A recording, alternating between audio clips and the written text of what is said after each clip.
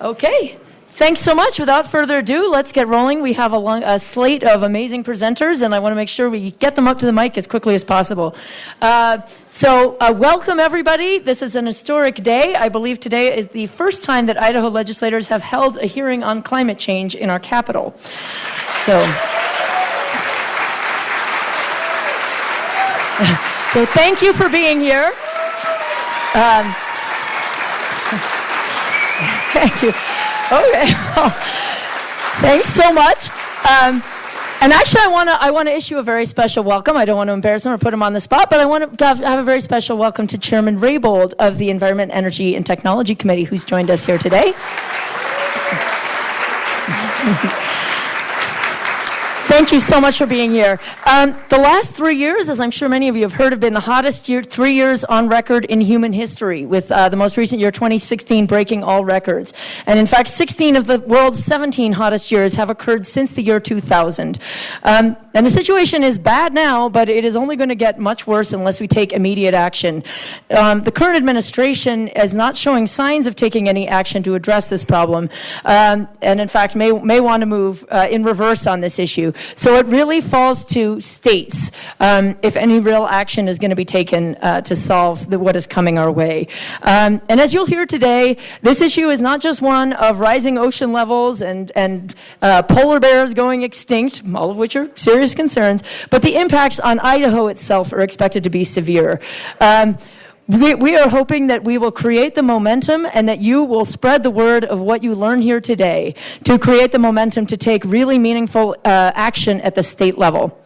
I was hoping we could move further in that direction this session, but that's okay. We're here today. You people are going to listen very closely today, and you are going to speak to others, and you're going to become active, and we're going to move forward on this issue. Today, we've gathered some of the most powerful and scientifically qualified voices in the state on this issue. Some of them have traveled a long, long way to be here, and I'm really grateful that they've come today to share their expertise with us.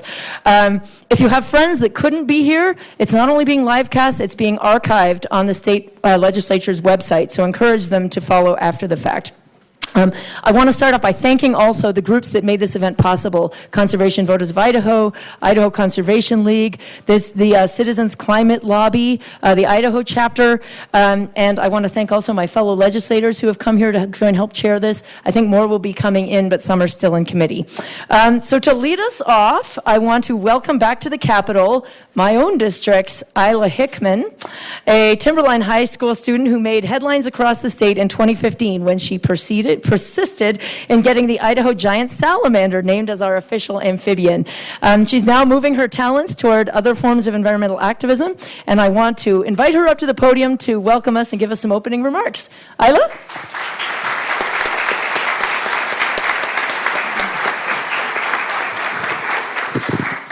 Good afternoon, everyone. As you heard, my name is Isla Hickman, and I am a sophomore at Timberline High School. I am here today in support of teaching students the right to learn about climate change and human impact.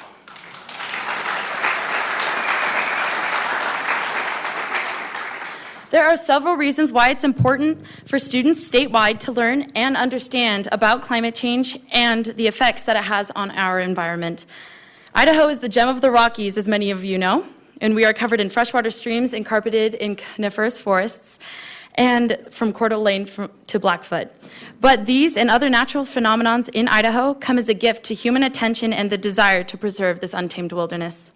As a student myself, I can say that students learn all about Idaho's environment in our science classes, such as relating Boyle's law to our high altitudes, or how osmosis works in relation to our local farm crops. Climate change, whether it is increasing or decreasing, or is bad or good for our environment, directly affects our great state of Idaho, which should be included in the science curriculum. My class, as well as other high school classes among the state, across the state, understand that our actions dictate our future. We have learned to be responsible and take care of the environment so that we can benefit from our blessed and resources that we have in this beautiful state. Future students who are not taught about the importance of climate change and how their actions and decisions could potentially have an impact on our limited natural resources is a potential for disaster. This imminent danger will progress to a point of no return unless our future generations are educated to a point where we, or all of us, can avoid such a problem. While there are opposing and differing views about this topic, that there is no reason to eliminate the subject from Idaho's science standards. In fact, it is an ideal topic for students like me to study the data from both supports and challenge the effects of climate change so that we can determine our own opinions and make informed decisions and choices.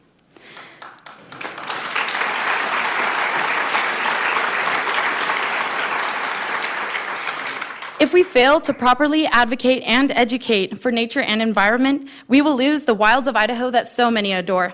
The ability to go anywhere in this great state, surrounded by privileged beauty, can be ruined by uneducated or uninformed generations. I say to save our gem state and keep our forests green, our rivers clean, and the air pristine.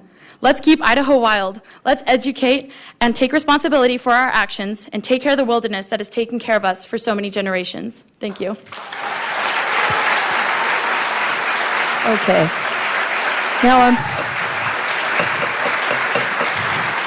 since we do have so much business to get through today, I'm actually going to, as much as I love hearing all of your applause for our wonderful speakers, I'm going to ask you to hold it to the greatest extent possible so that we can get through a lot of this material. And actually, we are going to be handing out cards. If any of you have questions, I think we're going to have time for maybe 1 to 3 questions per speaker. And I think Avery was going to be handing out cards. So if you have a question, you can write down your question on that and then raise your hand, and we'll collect the questions and bring them up and ask insofar as we have time. Our next speakers are going to be co-presenting. We have Professor Jen Pierce of Boise State University, who received her PhD from the Department of Earth and Planetary Sciences from University of New Mexico and is now a professor teaching geomorphology in the Earth's climate at BSU, and her colleague, Professor Carrie Wepner, also of BSU, who works in the Geosciences Department where she teaches climate and environmental science courses. I'd like to welcome them to give their presentation at the podium.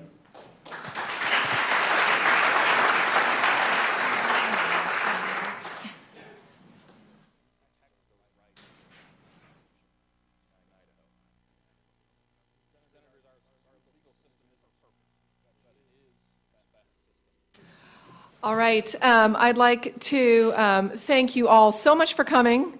Thank our legislature for having us very much. It's wonderful to be here. What we're going to do first is actually give a geologic perspective on climate change. My analogy here is that if there was an alien who came down to Earth and was sent by his or her fellow aliens to say, okay, tell me about what the climate is like on Earth. And that alien landed here in Boise right now. The alien would report back and say, well, the climate on Earth, it's about 74 degrees and sunny and pleasant. And that would be the information that they had about the climate on Earth. Of course, that's not the case. We know that the climate on Earth is very complicated and changes seasonally. But if you think of us, we are like that alien. We are here for a brief period of time, and during that time, we're trying to understand the changes that are taking place. In order to get a better perspective on how climate has changed, how is the climate today different from that in the past, we need to take a geologic perspective and look at a longer time scale. Both Carrie and I got into this area of research through fires. Both of us study wildfires and effects of fire on our landscapes, so erosion following fires. We also look at long-term relationships among fire, climate, erosion, and vegetation, and how all those things change together over 1,000-year time periods. So that is our perspective on climate change, is through looking at fires, and specifically fires in Idaho. This will be groundbreaking to many of you. What we found here, and John will expand on this, is that fires burn when it's warm and dry, especially forests burn when it's warm and dry. They do that now, and they've done that in the past. So groundbreaking item number 1. For our rangelands, it's a little different. These are more fuel-limited ecosystems. These rangelands burn when we have fuel and ignitions, and it's warm and dry. So those are 2 examples of the type of natural systems we study and the very briefly summarized results there. What I'd like folks to think about right off the bat here is that these forests don't have a political agenda. They just burn. These fires don't have a political agenda. They just burn. Okay, this is happening. This is what's happening in our natural world. From John's recent, very important paper, we demonstrate that human-caused climate change caused over half of the documented increases in fuel aridity since the 1970s and doubled the cumulative forest fire area since 1984. Humans are having a direct effect on wildfires. Okay. Ice doesn't have a political agenda. It just melts. Okay, these are phenomena that are taking place right now in our natural world, and we need to understand how climate change works, how it's happened in the past, in order to understand how to educate our students for a warmer and drier future, when to plant crops, when to release water from our dams. These are all important things we need to learn. So at this point, I'm going to let Carrie take over and talk to you all about how natural drivers have changed climate change in the geologic past. All right, Carrie. I'm going to reorganize a bit.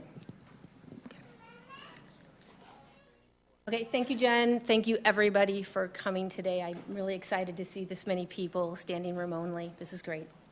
Then I can't see my... No, okay. All right, I'm just going to reorganize for all of you guys. Can you pick up mine? Here. Yeah, we don't have this quite. I wonder if you could just hold the handheld mic. That might be easier. Oh, I got it. We got it.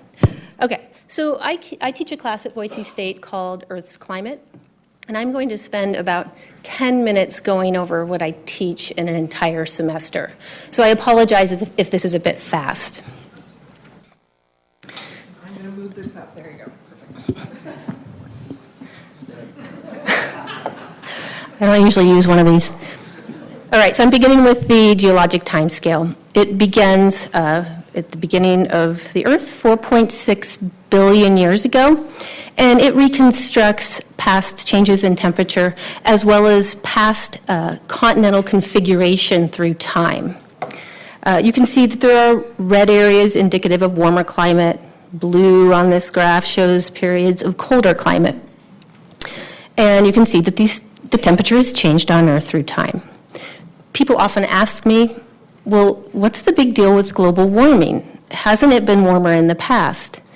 Well, it has. You can all see this on the graph, that it has been warmer in the past, specifically during this time, the Cretaceous, and this is the age of dinosaurs. During this time, temperatures were significantly warmer, carbon in the atmosphere was significantly higher, and the types of animals that evolved during that warmer climate were adapted to warmer climate. The geologic timescale also has some major divisions in it. And these major divisions are there because the geologic record indicates that climate was changing very rapidly. And during that rapid climate change, there were mass extinction events. Okay, so before we talk about why this is happening, I'm going to do a quick tutorial on the carbon cycle. This upper figure, it shows where carbon is stored on Earth and the relative size of each carbon reservoir. Sediment and rocks are the largest storage, and that includes fossil fuels, while vegetation and the atmosphere are the smallest reservoirs of carbon. The diagram below this shows how carbon is cycled naturally between these different reservoirs. You can see that smaller reservoirs cycle carbon very rapidly. And this is shown in gigatons per year. If you're wondering what a gigaton is 1 billion tons. Okay, so vegetation exchanges with the atmosphere at about 150 gigatons per year. And this is just due to the seasonal shifts in photosynthesis. So during winter, there is very little photosynthesis occurring and atmospheric CO2 increases. And the reverse is true for summer. Now, if you look at the larger reservoir and the rate that it exchanges carbon naturally with other reservoirs, it happens very slowly at 0.2 gigatons carbon per year. Once again, this is where we have fossil fuels. Humans are changing that. They are removing fossil fuels from this large reservoir and inputting it into the atmosphere at a rate of 10 gigatons per year. So I often get asked, well, how do we know that atmospheric carbon has changed in the past? This slide shows a lot of different geologic records that I'm not going to go over with you today, and not all of the climate records are included in this slide. You can see this is a tree core. But the most important geologic record in terms of reconstructing atmospheric CO2 is ice cores. So ice accumulates annually. We know this. Snow falls during the winter, and it puts pressure on the ice below it, which eventually compacts the snowpack and turns it into ice. And so an ice core is just simply that. It's a drill into the ice core that shows those annual layers of accumulated ice over time. These little bubbles in ice, right here in this ice core, those are basically a representation of old atmosphere. So we can analyze those little bubbles in the ice and get an idea of how much CO2 and how much methane was in the atmosphere of the past. I'm going to start with natural slow changes of atmospheric carbon. And this figure right here shows that over the last 300 million years, the atmosphere was cooler. It warmed to about 100 million years ago, which was the Cretaceous period, and then it cooled again to today. Okay, this is caused by plate tectonics and plate tectonic input of atmospheric CO2. So first of all, volcanoes emit CO2. And during periods of time when plate tectonics were moving more rapidly, when the continents were moving around more rapidly, when seafloor was spreading more rapidly, there was more volcanic activity associated with this, and therefore more CO2 inputted into the atmosphere. On the other hand, when plate tectonics were slower, atmospheric CO2 was lower.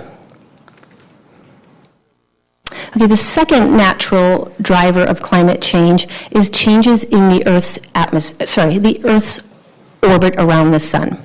And if we look at our temperature graph again, and we magnify this little blip right here to 300 million years ago, you can see in the graph that there's a cyclical and almost predictable variation between warmer and colder and warmer and colder. Okay, this was first identified by Milankovitch. He proposed that changes in the Earth's orbit around the sun have driven periods of glacial versus interglacial climate. And there are three components to the Earth's orbit around the sun. One is called eccentricity, and this is the shape of the Earth's orbit. The shape of the Earth's orbit has shifted from more circular to more elliptical shaped orbit over 100,000-year cycles. We know this to be the reoccurrence interval, 100,000-year cycles. And when the Earth's orbit is more elliptical, then during certain times the Earth is actually farther from the sun and farther from the energy inputted that we receive from the sun. The second one is the tilt of the Earth on its axis. Okay, so during periods when Earth's axial tilt is more extreme, that produces warmer summers. And during periods when Earth's axial tilt is less extreme, that produces cooler summers. And this has shifted back and forth over a 41,000-year time frame. And last is precession. So the Earth's orbit, the Earth's axial orbit currently points at the North Star. But it hasn't always done that. It's actually wobbled like a top over 23,000-year cycles. So it hasn't always pointed at the North Star. And what this does is it shifts the timing at which summer occurs in this very elliptical shaped orbit. All right, so Milankovitch was able to mathematically model how these orbital changes have changed climate in the past. And he was also able to mathematically model how it will change in the future. So we know this can be predicted forward. And he concluded that when axial tilt is small, glaciers will grow. When the orbit is highly elliptical, glaciers will grow. And when the summer solstice in the northern hemisphere happens, when the Earth is positioned at that far distance from the sun, glaciers will grow. So unfortunately, Milankovitch died about 50 years before his record was validated, but it was validated by ice core records. In this case, the Vostok ice core in Antarctica. Not only did it validate the Milankovitch cycles, or the orbital cycles, you can see here that there are temperature changes that happened as Milankovitch predicted they would. But they also showed that atmospheric CO2 also shifted with temperature. So periods of warm temperature, we see higher atmospheric carbon. Periods of cooler temperature, lower atmospheric carbon. Okay, so I'm going to begin this animation, and this animation, it reconstructs, it starts at 1979 and shows how atmospheric carbon has increased. And then we're going to go back in time and look at the ice core record. This shows here, on this axis is atmospheric carbon, and then on this axis down here is just latitude. These little dots on this line can be seen here in this map. These are locations where atmospheric carbon is being measured. And you might notice that there's sort of a pump handle action. It's going up and down and it's increasing gradually. And you also might notice that atmospheric CO2 here, so this is this change over the course of a year. This change, an increase and a decrease, is just driven by photosynthesis, so seasonal changes in photosynthesis in the northern hemisphere. Okay, the other notable trend here is that atmospheric CO2 is not only oscillating over the course of a year, but it's increasing. The first scientist to notice this was Dr. Keeling back in 1960, I believe, and he had installed equipment at Mauna Loa Observatory to measure atmospheric CO2. And his primary goal was to get an idea of, well, how much is it fluctuating over the course of the year due to photosynthesis? Well, he noticed a trend that he didn't expect. He found that atmospheric CO2 was actually increasing, not just fluctuating over the course of a year, but increasing. This alarmed him, and he thought maybe perhaps his equipment was broken. So he went out and checked his equipment, and it was working. So atmospheric CO2 was on the rise. Now, you can also notice here that atmospheric CO2 will exceed 400 parts per million here shortly, and it did in 2014. Okay, so now this graph, watch this, we're going to go back in time. And you can see these green oscillations. Well, that's the Keeling curve from Dr. Keeling's work. You notice that the curves match perfectly. And then next we're going to see some ice core data. There's some orange dots that you will see. And these are measured here in Antarctica. And you can see that ice core data merges perfectly with the instrumental measurements of atmospheric CO2. Okay, so now we've just validated our ice core records. Okay, we're going to go back in even deeper time. Okay, now we're moving back in time 4,000 years, 6,000 years, 10,000 years. And here we see ice core data showing shifts in atmospheric CO2 that were caused by those orbital cycles, those Milankovitch cycles. I also want you to notice that the natural range in which this atmospheric CO2 oscillates is between about 200 parts per million and 300 parts per million. It never exceeds 300 parts per million. Not until the beginning of the Industrial Revolution. Okay, now this goes back 800,000 years. We have almost 1 million years worth of atmospheric carbon data. Okay, one last slide, and then I'll call Jen back up here. So the problem with atmospheric carbon is CO2 and methane are greenhouse gases, and they are heat-trapping gases that warm our atmosphere and our Earth. This figure shows, well, this animation shows how temperature has changed on Earth since 1880. And one thing I didn't mention earlier is that Milankovitch proposed that climate should be cooling. Milankovich's theory says climate should be cooling, but instrumental measurements indicate that it is not. Thank you. Jen, it's your turn.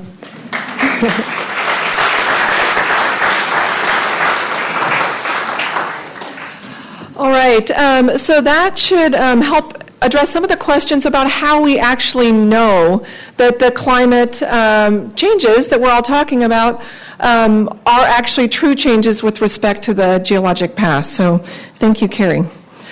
So now moving into a few other areas describing this change. So how sure are scientists that humans are actually the cause of climate change? This is from the IPCC report, so the Intergovernmental Panel on Climate Change. And I encourage you all to look at that report if you'd like more of these details. In that report, they state it is extremely likely that human influence has been the dominant cause of observed warming in the 20th century, where in extremely likely in IPCC speak means 95 to 100% probability. Now, that when I present this to my students, the analogy I use is, well, it's extremely likely that LeBron James is a better basketball player than anyone in this room.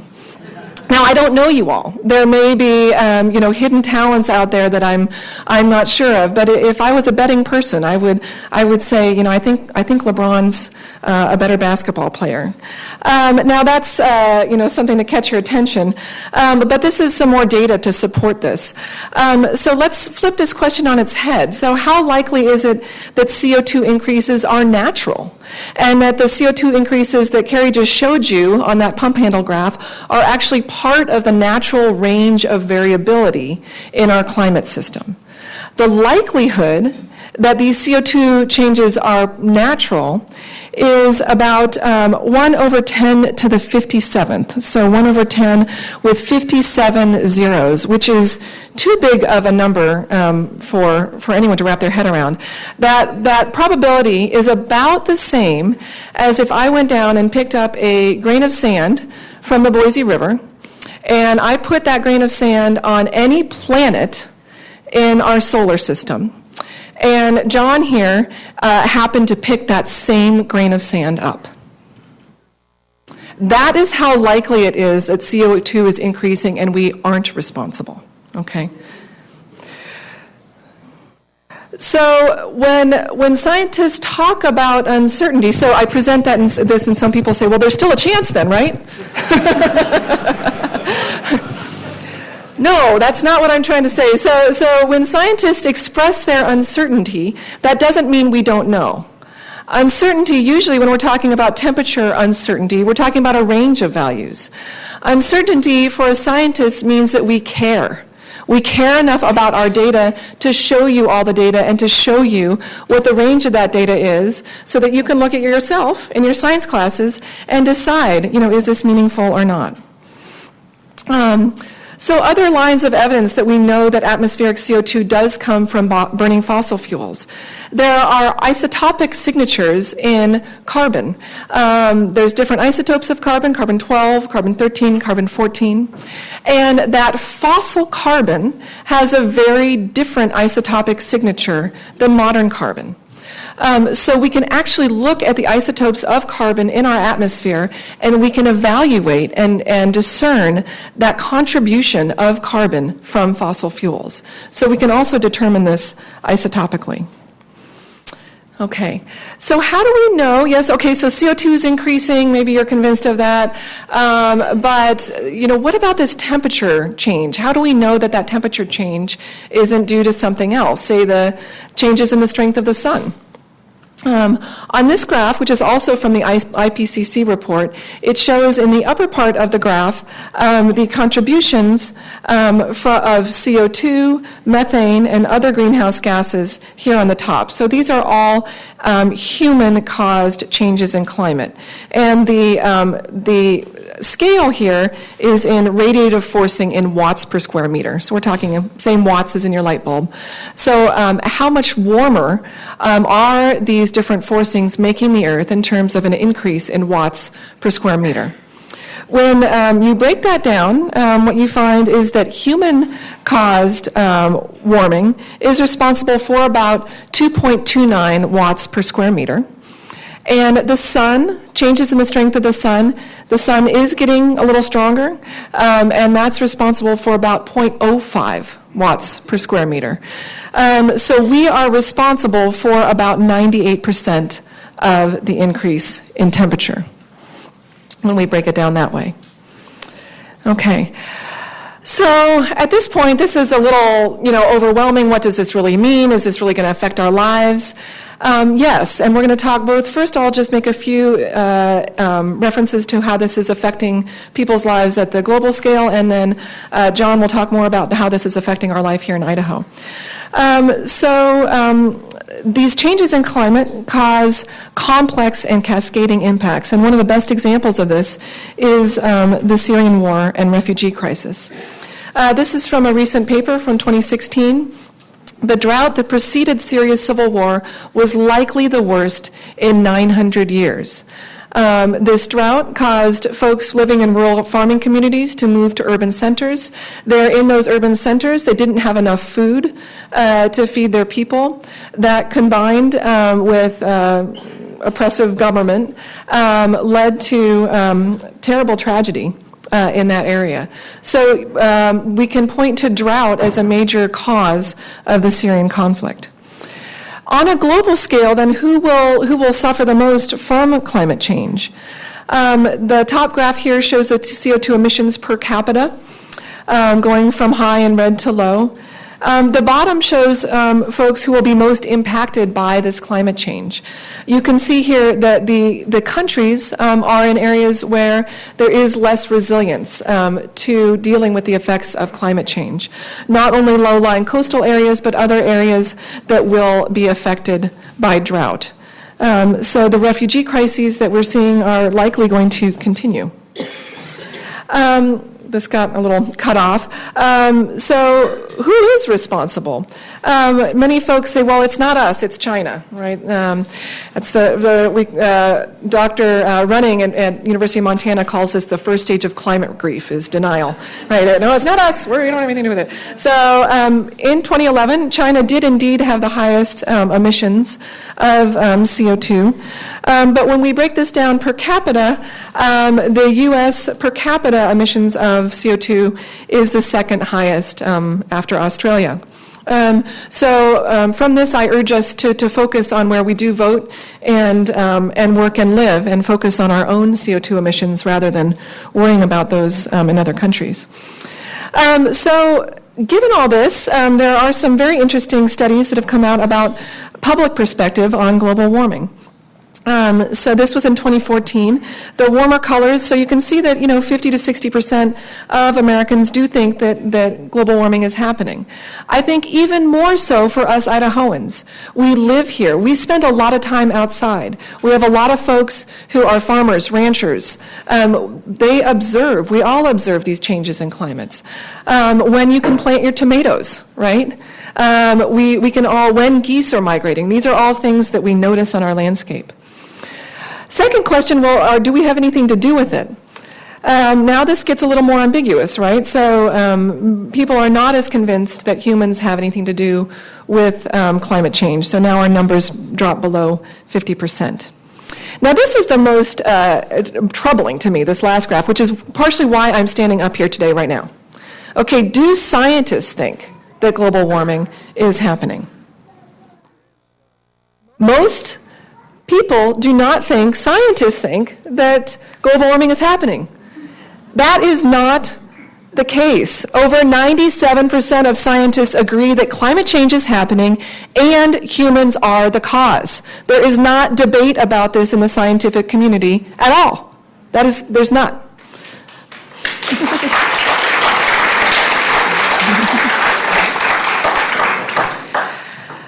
So all the summary here, and then just a few words about what I'm doing as a scientist to try to address this. So as Carrie pointed out, slow changes, tectonically driven changes in CO2 are driving climate change on million-year timescales. Over million-year timescales, plate tectonics has changed the amount of CO2 in the atmosphere, and the climate has changed accordingly. Over shorter timescales, we've had orbital changes in climate. We are changing climate now. We are putting CO2 in the atmosphere now, and that is causing the climate to warm. And again, there is scientific consensus on that. So what do we do? I think this was a great quote. We owe it to ourselves and the next generation to conserve the environment so we can bequeath our children a sustainable world that benefits us all. To that end, I have been going out educating students about climate change, and there's some examples there below, including my daughter in first grade. They get it. 1 hour, and they need exactly what you need. They need to understand how this happens, that we have radiation coming from the sun, and that our atmosphere traps those gases. And after hearing that, they get it. They understand what's happening. We have scientists. This is a picture of Dr. H.P. Marshall from Boise State University out on an over 1,000-kilometer trek across Greenland to measure changes in ice thickness. He's about to depart on another trip in about 3 weeks to do the same thing. We need good data. We need more good data. In Idaho, we need data on how the climate is going to affect our crop yields, our water yields, and that is what the scientists and economists in our state are providing us. We need to listen to them and incorporate that into our long-range planning in order to keep Idaho an economically strong state. We need this for our economy. Finally, we need this for the next generation. This is an example of one first grader's idea about what he could do for a climate change solution. He's got a baking soda and vinegar powered car. And I say, why not? You know, this is the next generation of innovators that are potentially going to come up with a solution to this. To support that, we need to teach them about this as soon as possible, so that they can come up with an answer. So, all right, thank you very much. Thank you so much, Professor. I think we're 15 minutes behind just on our first speaker, so that doesn't bode well. But on the plus side, we've now filled 3 overflow rooms in addition to this auditorium. So clearly, this is material the public is hungry to hear. But can we just do maybe 2 questions? Do we have questions that are written down and ready to go? Okay, Jonathan, can you just pop out 2 and we'll do that and move to our next speaker? Okay. Question for the professors: does climate warming also increase more volatile extreme weather, like more extreme cold spells?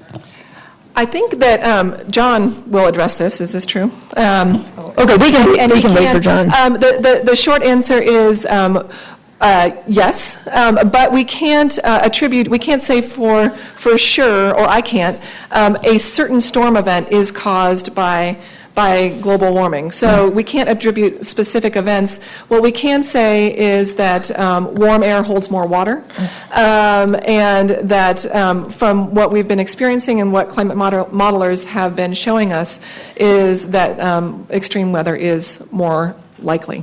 Okay. And I have another question here, but I think I'm going to save it for Professor Lowe and Professor Obatzoglu because it deals with the economic cost to Idaho specifically. So thank you so much. And I'm going to invite up our next speaker, Professor John Obatzoglu, who flew down at 4 o'clock this morning from Moscow, Idaho, to speak to us today. He has taught at the University of Idaho since 2009. He has a doctorate in Earth System Science from UC Irvine, and his academic interests are centered on climate and weather of the American West. So with that, I will turn it over to him. Are you able to get? Oh, good. Your I think we're good to go. PowerPoint is up. Right. Well, thanks for everybody for showing up. I'm glad to see the support for this topic in the state of Idaho. As Jen showed us, climate change is challenging for us to perceive. We experience weather. We have selective memories when it comes to climate variability. Remember particularly hot summers or cold winters. But we have a hard time tracking change, given all the variability that occurs. And case in point was that in Idaho, we just experienced the coldest winter in over 20 years. And what made this winter particularly striking and biting is just how cold it was relative to the mild winters we've experienced in recent years.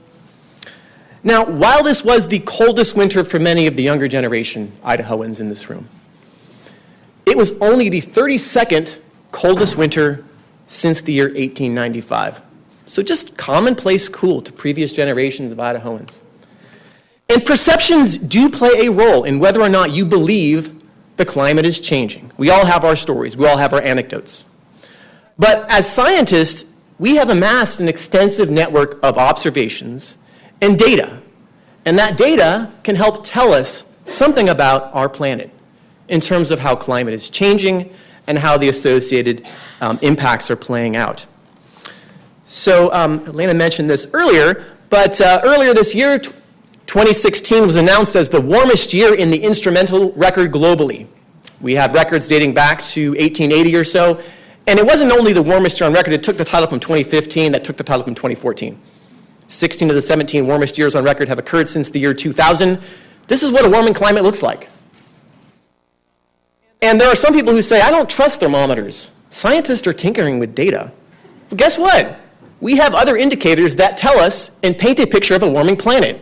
We see declines in glaciers. We see declines in sea ice. Sea levels are rising. Spring is occurring earlier in the year. All these paint a compelling picture of a warming planet. Now, very few of us can appreciate the relevancy of global numbers like this, 1 degree Celsius.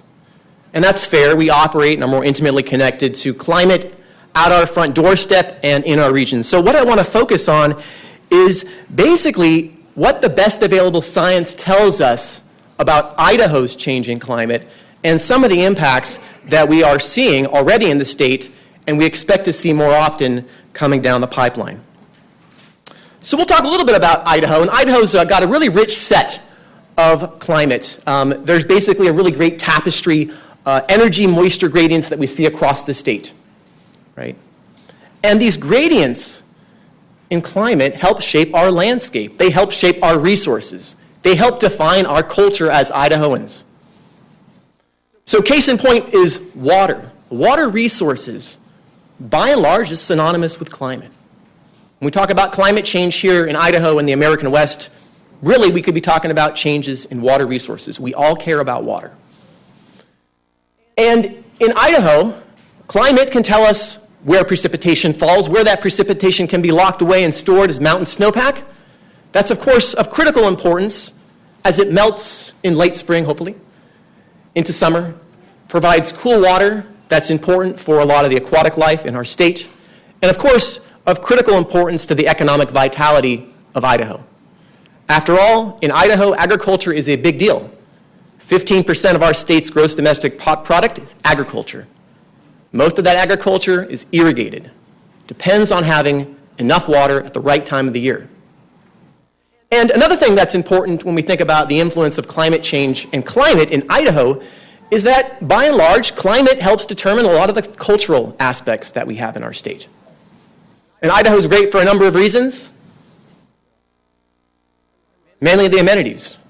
Whether it's the ability to go snowboarding in Sun Valley, fly fishing on one of the state's blue ribbon trout streams, whitewater rafting from snowmelt runoff, or the scenery itself.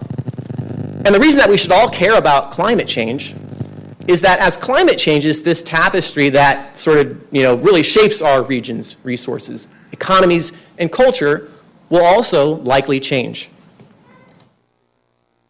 And we've already begun to have seen some of the impacts of climate change bear out here in Idaho, globally in the Northwest. And that's all occurred with this amount of warming, 1.8 degrees Fahrenheit. We see that fluctuation all the time when it comes to day-to-day variability in weather. If I could somehow control the thermostat in this room, turn it up by 1.8 degrees Celsius, 1.8 degrees Fahrenheit, would you notice, would you care? Maybe it's a little bit warm in here. We're talking about climate change, so that's what happens. Special effects, right? 1.8 degrees Fahrenheit. That has tractable impacts on our climate. That results in a rise in the freezing level, the snow level, by about 500 feet. That means more precipitation falls as rain, less falls as snow, and is locked away and stored as mountain snowpack. And that, of course, is of critical importance. We have a number of sectors across the state that are dependent on snowmelt. And that brings us to one of the hallmark indicators of climate change here in Idaho and the American West, something that we can actually see. We can't see temperature. We can't see carbon dioxide. But we can see declines in mountain snowpack. And what we've documented using an extensive network of observations is a widespread decline in April 1st mountain snowpack across the American West. Now, that doesn't mean that every year we're going to see below normal snowpack. In fact, this year it's going to be pretty healthy, right? But we have to differentiate between climate and weather. And when we talk about one individual year or one individual event, that's really just a sample of climate. We need to think about the longer-term timescales. And then, of course, as we see less snowpack in our mountains in spring, what that means is that water has already run off. And that means there's less water to run off as we head into the warm months. And so we've seen declines in stream flow and runoff in summer. Why should we care about that? Well, if you are trout, salmon, you like cold water. You like enough water as well. Okay? And if you are a farmer, you care about having enough water to irrigate your crops. Declines in runoff in the summer months are not great. And then it continues. As Jen and Carrie mentioned earlier, we have seen a lot of fire in the state of Idaho. In fact, Idaho might be redubbed the fire state. I don't know if we can put that. No, we can't put that on. No. We've seen more area burned in Idaho than any other state in the lower 48 over the past 30 years. We see a lot of fire. Okay. And the combination of reduced snowpack along with warmer temperatures hasten the rate at which fuels dry out in the summer months. This increases the susceptibility of our forest to igniting, to carrying fire, and contributes to more fire activity and a large-scale increase in burned area that we've seen across western U.S. forests that has complemented the legacy of fire suppression. So we've already learned quite a bit about climate in Idaho. I have encountered several people that have basically said climate change is not a big deal to them because they're not impacted by it. Well, we are impacted by climate. We see impacts across a number of sectors with respect to climate variability and change.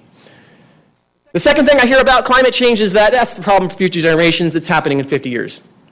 No, it's here now. We've already seen impacts. And those impacts have occurred with a relatively small amount of warming. We're talking about 1.8 degrees Fahrenheit. And what the best available science tells us is that we have far more change ahead of us and far more impacts ahead of us. So I want to talk a little bit about sort of the big picture when it comes to climate science and the future of our planet. And in order to do that, it's important to be transparent about what we know and what we don't know about climate change and climate impacts here in Idaho. And so I'm presenting this to you in pictorial form. This is basically what the science tells us right now. This is what we know. The point is that we know quite a bit. We filled in these puzzle pieces. Right? We didn't start learning about climate change yesterday. As Carrie and Jen mentioned earlier, we have looked at the geologic record. We've identified that it's not orbital cycles. It's not the sun. We have pretty good understanding. That being said, we don't know everything. And there are knowledge gaps. There are things that we don't know completely. And that contributes to uncertainty, and it makes it impossible to provide a precise view of the future. But this is the nature of science. This is the nature of every field of science. There are things that we know quite well. Okay? Scientists are actively trying to fill in pieces of this puzzle. Will we ever fill it in? Don't hold your breath. We haven't done that in any field of science. If we wait that long, it'll be too late. The big picture, though, is pretty clear. Namely, that the climate is warming, that humans are the predominant cause of the warming, and that we have far more warming ahead of us. So I wanted to show you a little bit about what we potentially have in the pipeline. What the state of Idaho might look like in 50 years. Okay? One of the challenges with earth science is we cannot simply perform experiments on our study object, the Earth. We cannot simply go into a lab and just say, let's create a bunch of Earths and do experiments on it. Not a good idea. We have to come up with models, right? And models are basically our best scientific understanding of how these systems work. Models are not meant to be perfect, but you all use models every day, whether you actually know it or not. When you get weather forecasts from the National Weather Service, TV meteorologist, or your app, that information is coming from numerical weather models. You might remember when those forecasts are wrong, but guess what? They're right most of the time, and they save us a tremendous amount of money and save us lives. We should use models as a guide to help inform decision making. It's based on science. Okay, same thing when it comes to climate change. So for the Northwest, for Idaho, we are expecting a significant amount of warming. And one of the uncertainties that we don't quite have a grasp on is how society is going to go about in the future. So what we've come up with are a couple, actually several different scenarios that ask the question about how population is going to change. How are we going to utilize energy? How are we going to share technology? All those things are unknown. All those things are based on sort of global policies. And so I'll present to you two scenarios or storylines. One scenario is this higher emissions pathway that you'll see up there in red. That is a scenario where globally population swells to 9 billion people. We continue to utilize primarily carbon-based fuels up to a point where it becomes cost prohibitive. And under that scenario here in the Northwest, we see a warming at the end of the 21st century of 10 degrees Fahrenheit. That's transformative. Okay, just to give you an idea how transformative that is, if that scenario pans out, what that would mean is that temperatures here in Boise by the end of the 21st century would resemble what temperatures today look like in Fresno, California. Completely transformative. Another way to think about it, that's like basically taking the state of Idaho and pushing it down 3,000 feet. Transforms your snowpack, transforms your landscape, transforms your research, transforms your resources in your culture. Okay. Another scenario, which is depicted here as the reduced emissions scenario, is a scenario where we enact some sort of a climate policy globally, not just in the United States, but globally, similar to the Paris treaties that you may have heard a little bit about. Under that scenario, we continue to grow as a population, but under that scenario, we begin to utilize alternative sources of energy, non-carbon-based fuels. We don't necessarily stop using carbon cold turkey on tomorrow, but we phase that out. Under that scenario, we still see a lot of warming in the future, right? But the point here is that the amount of warming that we see by the end of the 21st century is curtailed substantially. We see a warming about 5 degrees Fahrenheit, which is way more than we've seen thus far, right? But the idea is that actions that might be taken today and over the next few generations might determine this trajectory and impacts to the state of Idaho. So let's talk about what this means to things like water resources and agriculture here in Idaho.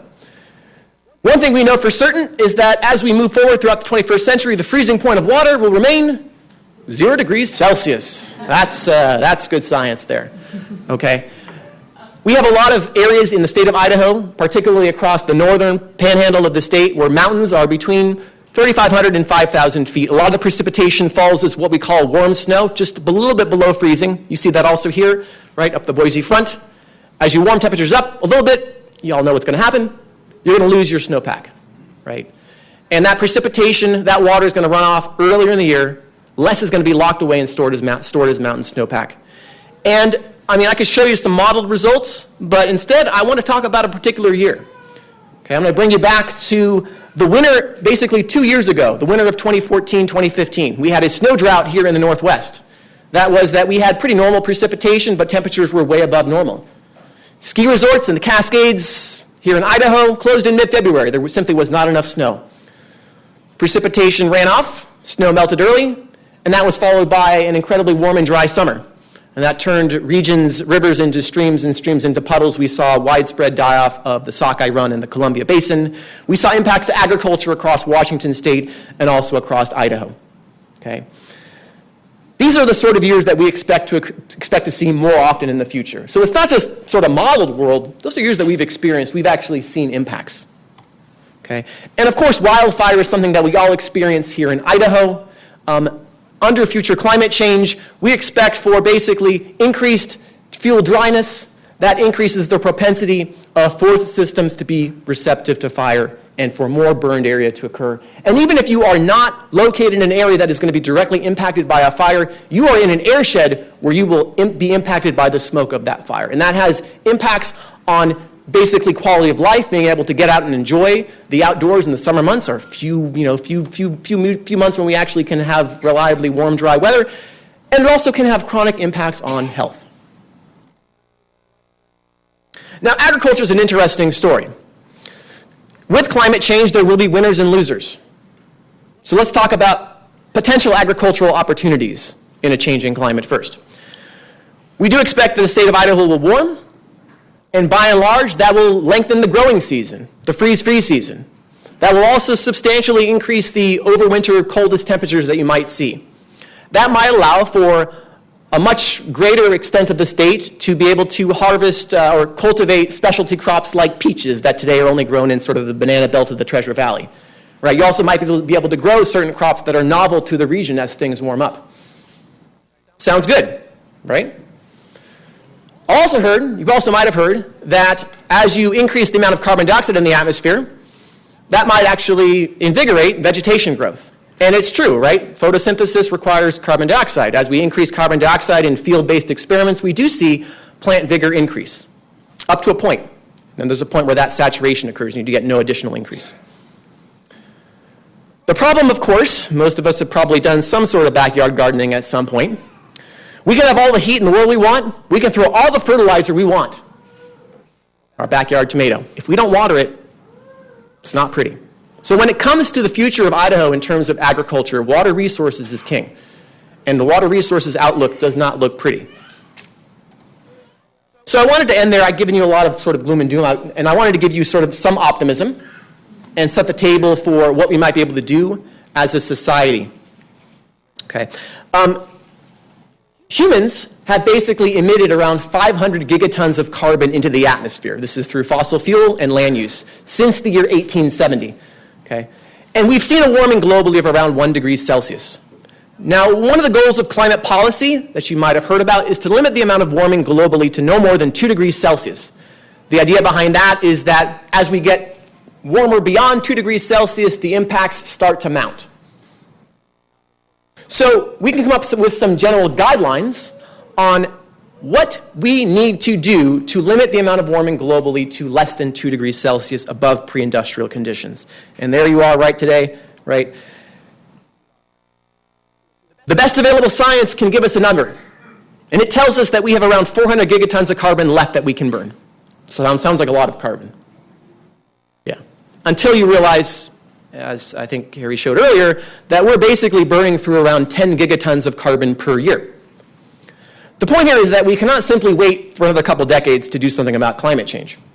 If we wait, the longer we wait, the harder it's going to be to actually achieve these goals. Now, the optimism that I want to tell you a little bit about is that we did sort of as over almost 200 countries basically agreed to the Paris treaties. And for example, the United States agreed to a voluntary reduction in carbon emissions of 25 to 28% relative to what they were in 2005. If all countries actually agree and actually follow through on those voluntary agreements and continue to make progress, we will be on our way to avoiding this 4 degrees Celsius warming globally and the 10 degrees Fahrenheit warming that we would expect here in the region. The other bit of optimism is that all this information that we have about the future of our planet is brought to you by science, right? Science has allowed us to identify future vulnerabilities here in Idaho and impacts so that we can begin to anticipate and adapt to ward off some of the more dire consequences for the state. And from this perspective here, science has provided us information to help shape global policies. So with that, I think I'll end.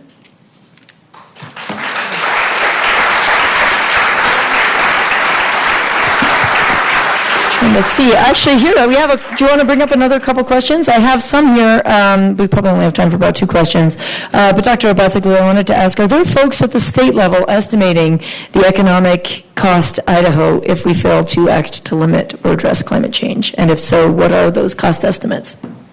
It's a great question. I might pass that one off to Scott.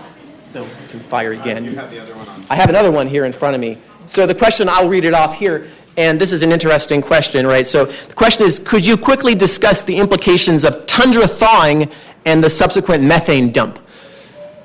So one thing that when we look at climate change projections, you might think that they're showing us worst case scenarios, but there is the possibility that there might be abrupt climate change. We've seen this in the past. We've seen abrupt climate change in the geologic record. And one of the things that people have talked about is that as we warm things up, we start to see a melting of the tundra, and that releases a huge amount of methane into the atmosphere. Okay? Methane is a very strong greenhouse gas, much more strong than carbon dioxide. Surprises like that are possible, right? And that is one of these knowledge gaps, these puzzle pieces that we don't know completely, right? If that were to occur, we would see, quite a bit more warming. Okay, thank you. Great, much appreciated. Thank you for making a long trip down to Boise. I'd like to welcome Professor Scott Lowe up to the podium. Professor Scott Lowe is an environmental and natural resource economist in the College of Business and Economics here at Boise State University in the Environmental Studies program and serves as the president of the Faculty Senate.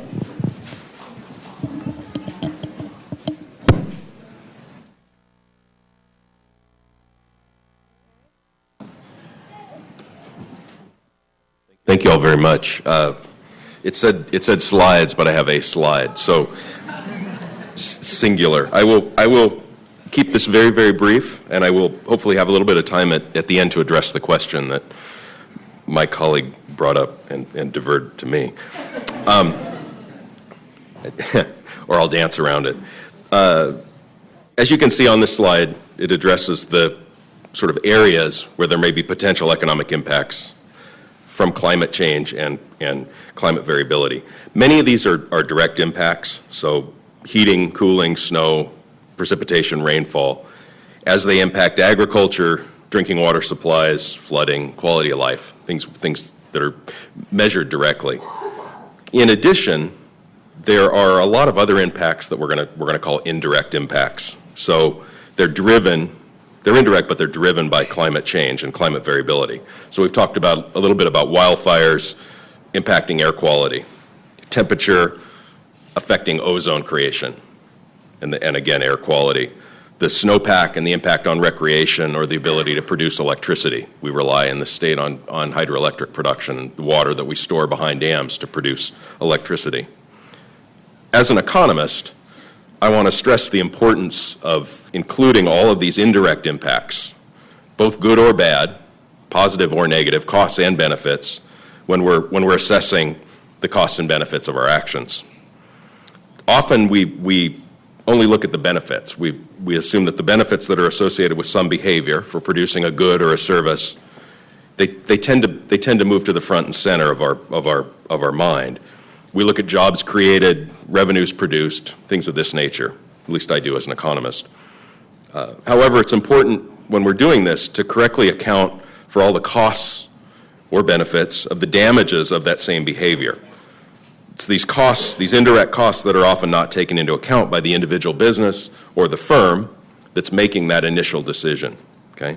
If we don't include those costs and benefits when we're looking at the primary economic benefits of some sort of action, we could end up with bad policy decisions, bad business decisions, what we as economists may call suboptimal. We sometimes call these secondhand or indirect impacts externalities. They're external to the decision-making of the individual firm or business or organization that's the decision maker. I often in my class, I use an example of a homeowner, and I say, if the homeowner allows her home to degrade, to deteriorate on the outside, its value is going to go down. But the value of all the other properties on that street are likely going to go down a little bit as well. Maybe marginally, but they're going to decrease in value. Okay? This is an externality. It's an example of a situation in which all of the other homeowners on that street had no power, had no authority, had no ability to change the behavior of the one bad apple on the block that just chose not to take care of his or her home. But those costs have been foisted upon them by that homeowner. So there isn't much of an incentive as I've set this up, on the part of that individual homeowner to curtail or change their behavior.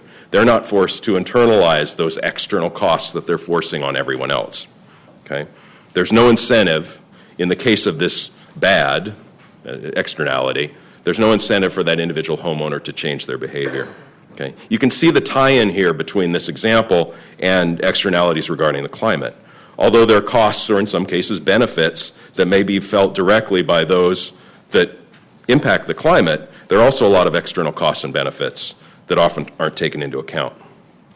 So bringing this back into perspective, bringing this back to Idaho, there's extensive research that's been done on the impacts identified on this slide. Not all of them in Idaho. In the economics profession, often what we're forced to do, if we don't have firsthand data, we're forced to look at other studies and try and apply those costs or benefits to Idaho.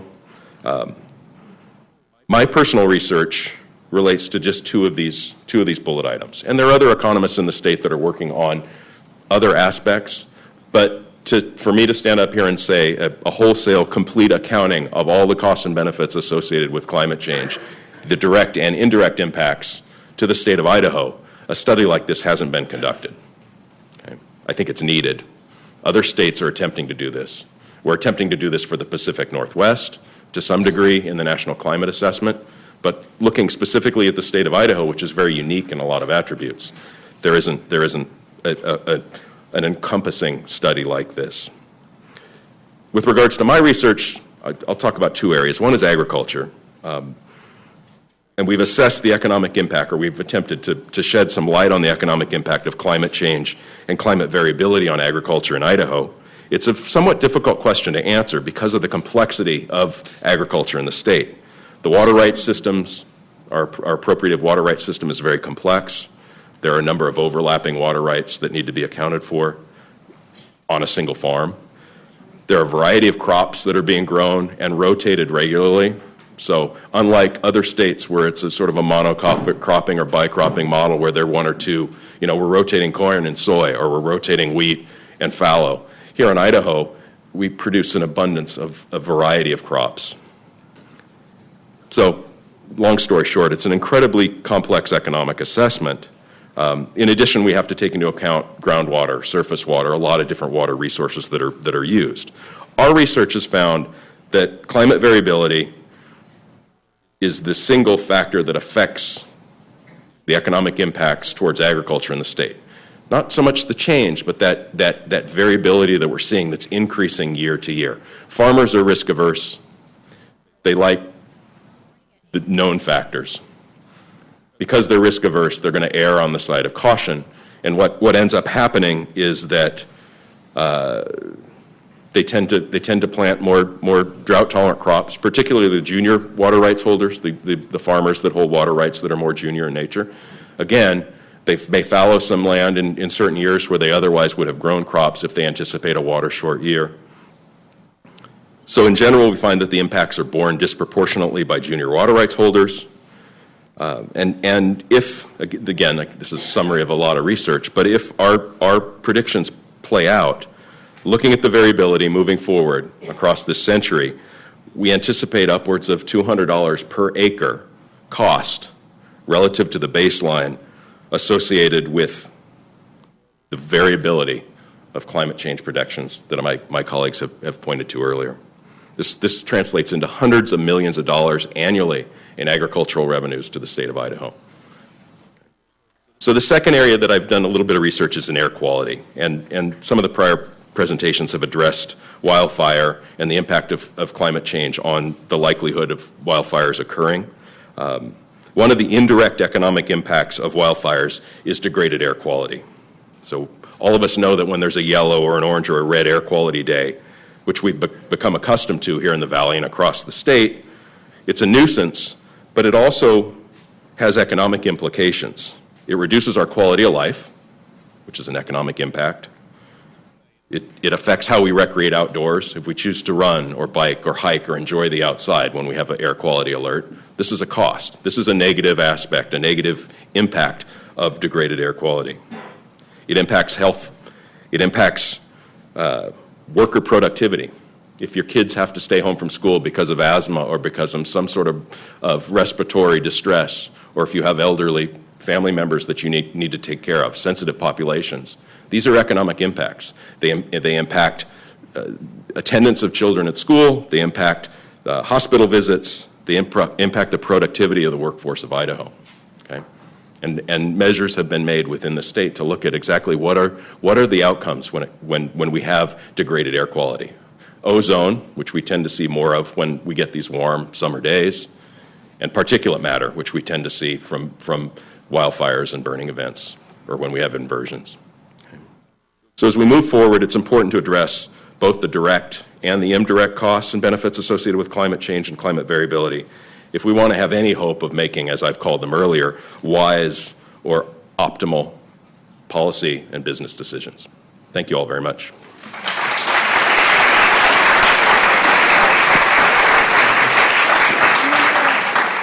Do you have a question for Dr. Lowe, or? Well, we're down to one question per speaker, I think. I'll just give that to you.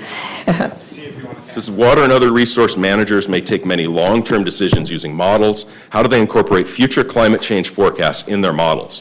Where do they get the forecasts?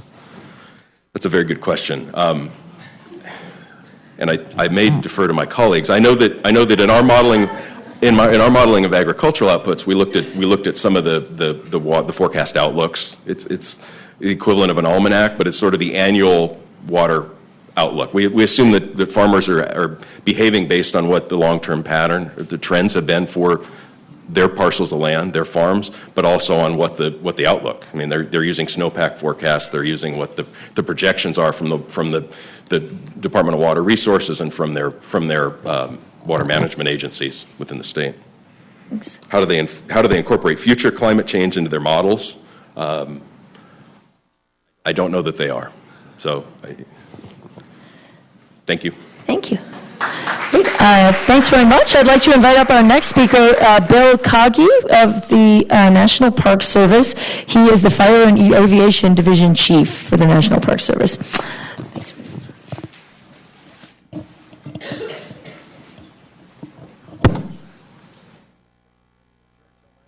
I hope I pronounced your name right. You nailed it. Al, did you get that right? Perfect.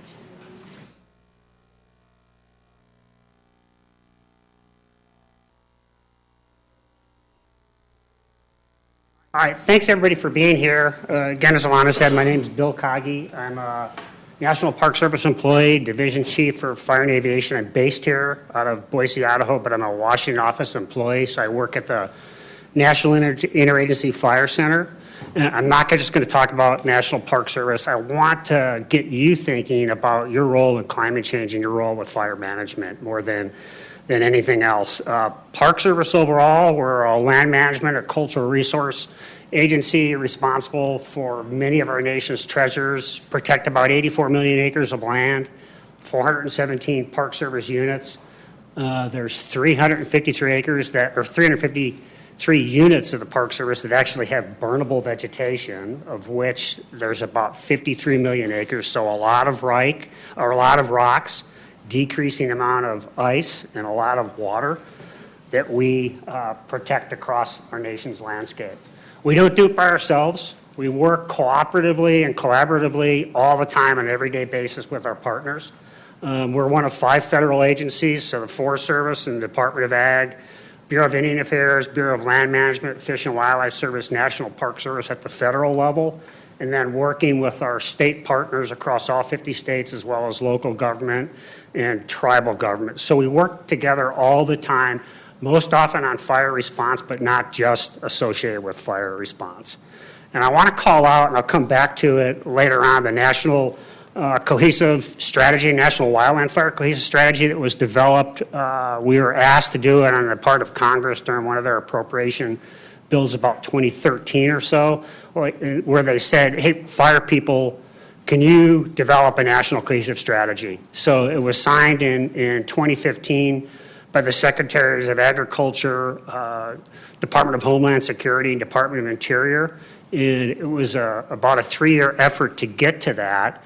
that involved a considerable amount of stakeholders across all levels of government and many partners in our non-governmental agencies. And I call out the three tenets, and I want to come back to that later on because I think they're ubiquitous terms and tenets that we all get our heads around. So how do we create and maintain adaptive, resilient communities who are responsive to wildland fire and can deal with wildland fire?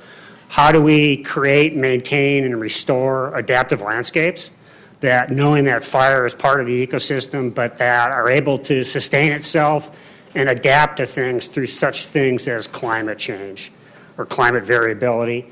And then how do we conduct safe, effective, efficient response, working across all those agencies and entities? I mean, California alone has 900 separate local government departments that they work with in California environment that feed into the larger system. I'm going to talk, I only have a few more slides, so I've got like 10 minutes on the agenda. And climate change, I don't think there's any issue. I'll go with a 98 out of 100 scientists who say climate change is real. I don't know what's going to happen in our administration. I can still talk freely about climate change. I don't know a year from now if that's going to be different, and if I have to talk in terms of climate variability. So while I say that, what we've been focused upon is what are things that we could look at that are facts or symptoms, if I can use that word, that we could focus upon that have some traction, whether you believe human impacts associated with climate change or not. So people already mentioned about decreasing amount of snowpack. So basically from a ground pounder fire guy, there's more days available where vegetation can act as fuel. It's simple as that. There's less snow, vegetation is exposed and is more available to burn. There's a greater number of hotter and drier days that exist in any given year. So you can, there was a graph that I forget which one of you shared earlier with the pump jack going up and down. And I was looking at the higher latitudes, across the northern hemisphere, thinking about what they're experiencing in Alaska and how they're coming to terms with, well, as permafrost melts and that water that's perched upon the permafrost sinks into the ground, into that alluvial soil, what's going to happen to the vegetation? What's going to happen in terms of fire in those environments? Because, the interior Alaska is pretty dry. It's like 10, 12 inches of precip a year, very similar to what our environment is. And you're already starting to see places like Noatak Preserve where they're having fire events, fairly significant fire events where they didn't used to have them. And how do we respond to those when it's outside the realm of what we've traditionally seen in those environments? I also want to call attention to the fact that we can't look at climate change as a separate entity in and of itself. It's very, very complicated with a lot of variables that come to play at the same time. So there was graphs up here about it's not just a human population that's being infected by climate change, but insect populations, disease, pathogens, invasive species like cheatgrass that we experience in southern Idaho in our rangelands. It's this adaptive feedback mechanism that we're all interrelated between fire and these other species on our planet. How do we collectively rearrange ourselves in the realm of climate change? I also want to call attention to human population growth and the impact, and this is where I want you folks to think about your role, not just with climate change, looking at your individual carbon footprint, but what your relationship is with the environment, with fire. Human population, it's like, a little over 7 billion now. I've heard it going up to 12 or 13 billion as a total estimate. It's almost twice as much people. That's a lot of people to fit on this planet. So even as we reduce our individual carbon footprint, we're looking at an ever increasing amount of human population across the world. And a lot of those people, especially in the United States and in Canada, more wealthy countries, they want their second homes. They want to live out in the rural environment, in the natural environment. So I have to deal with, and the firefighters on the ground have to deal with, well, I'm not going to be able to attack the perimeter of the fire to lessen fire spread, I've got to work to protect the fire from impinging upon the structures that are in that environment. So think about that, your role in terms of vegetation management, what you can do to help the firefighters so they can focus where they need to focus, dealing with the fire overall as a wildland firefighter rather than with the structures itself. And I also want to call attention, there's a study, 84% in the continental United States, the lower 48, 84% of the ignitions are caused by humans. 44% of the acres burned are caused by humans. And it's about, when you look at days available for fire, the days where lightning ignitions occur are about a third of the days available where humans actually start fires. So we have a huge impact, and we can actually look at our behaviors and what we need to do, not just as land management agencies, but as government agencies, as citizenry. How do we deal with that? How do we look ourselves, given the fact that we have such an impact through what we cause, whether it's negligence or accidental starts or arson ignitions that people start out in the woods or out in the environment. And I would be remiss if I didn't look at other impacts that people have caused. So grazing changes that have occurred over years as we've changed our land use practices, timber management practices that have changed over time as more and more timber has been, we access through overseas global markets. And I think people oftentimes have the belief that you cut trees out in the woods, you're going to lessen the fire impact. That's not necessarily true.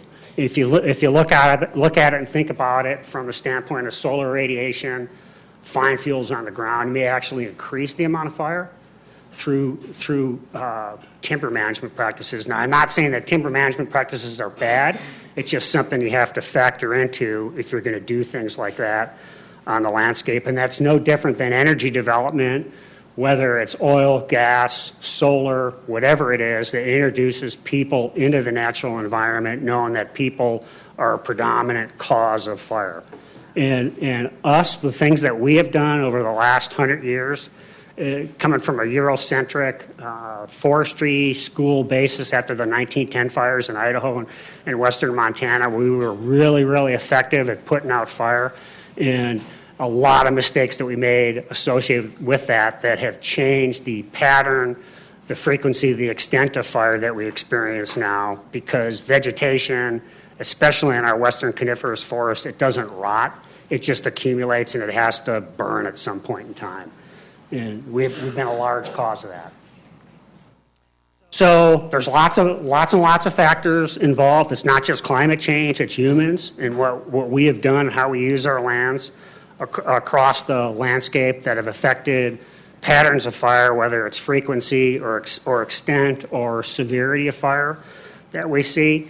And I don't want to, I would be remiss if I didn't talk about the fact that not all fire is bad, and there's good impacts from fire to species and ecosystems, and there's bad impacts to from fire to species and ecosystems and the communities that humans live in. So how do we account for, through scenario planning of our fire management plan, our fire management plan and efforts that accounts for the ability to use fire and allow fire to occur across the landscape where it's prudent to do so. And that's kind of in response to one question. I actually think fire managers are fairly good planners, and we're making the shift.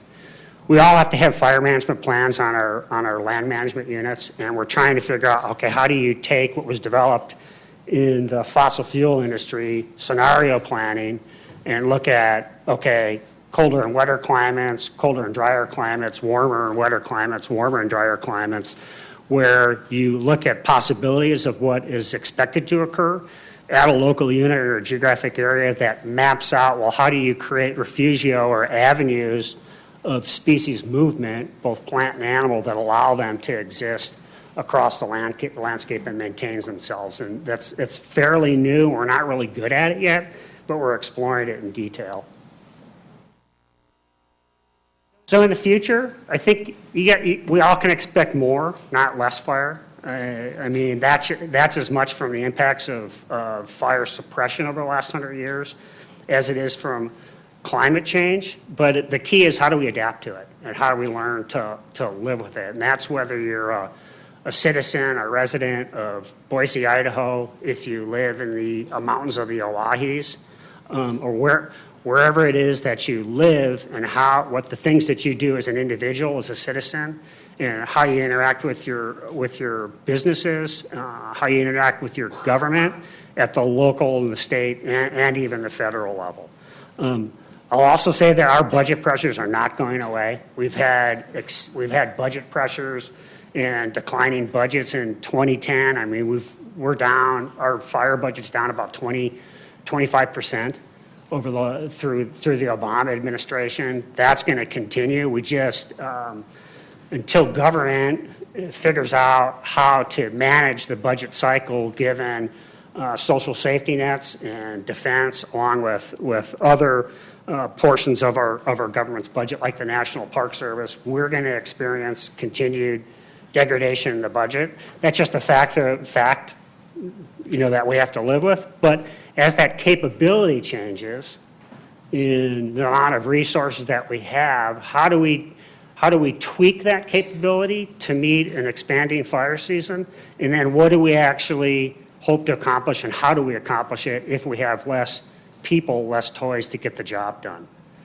So it's a big deal, and I'll come back, my closing comment, remember I said about the national cohesive strategy and those three tenets of adaptive, resilient communities and your role in that, and adaptive, resilient ecosystems and what you want to see, what you expect to see when you go out into nature, and then the effectiveness of our response and the safety that we provide our firefighters. As that capability is reduced, how do we work together, local, state, tribal, federal level, to get the job done? And we work all the time with our international partners as well, Mexico, Canada, provinces, the Kiwis and Aussies, and New Zealand and Australia. We go back and forth all the time, every year.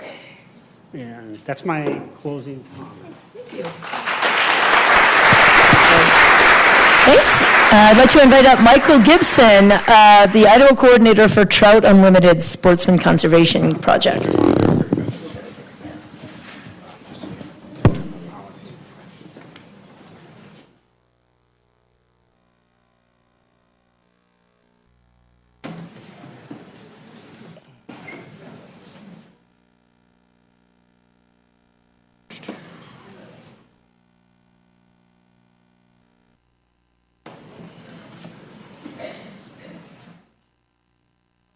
Good afternoon. Trout Unlimited's mission is to conserve, protect, and restore our nation's cold water fisheries and their watersheds. As advocates for a fish that relies on cold, clean water to survive, our organization has a keen interest in the impacts of global climate change. The impacts of climate change in the West manifest themselves in many ways. The warming trend in the United States has been accompanied by more frequent and larger wildfires.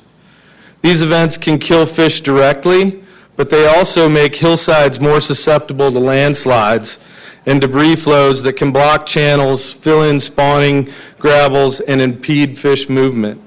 The combination of increasing disturbance intensity and fragmentation of stream habitats results in a severe degradation of fish populations. In mountainous regions in the West, precipitation occurs mainly in the form of winter snow. Stream flows in these locations tend to be steady and moderate over winter.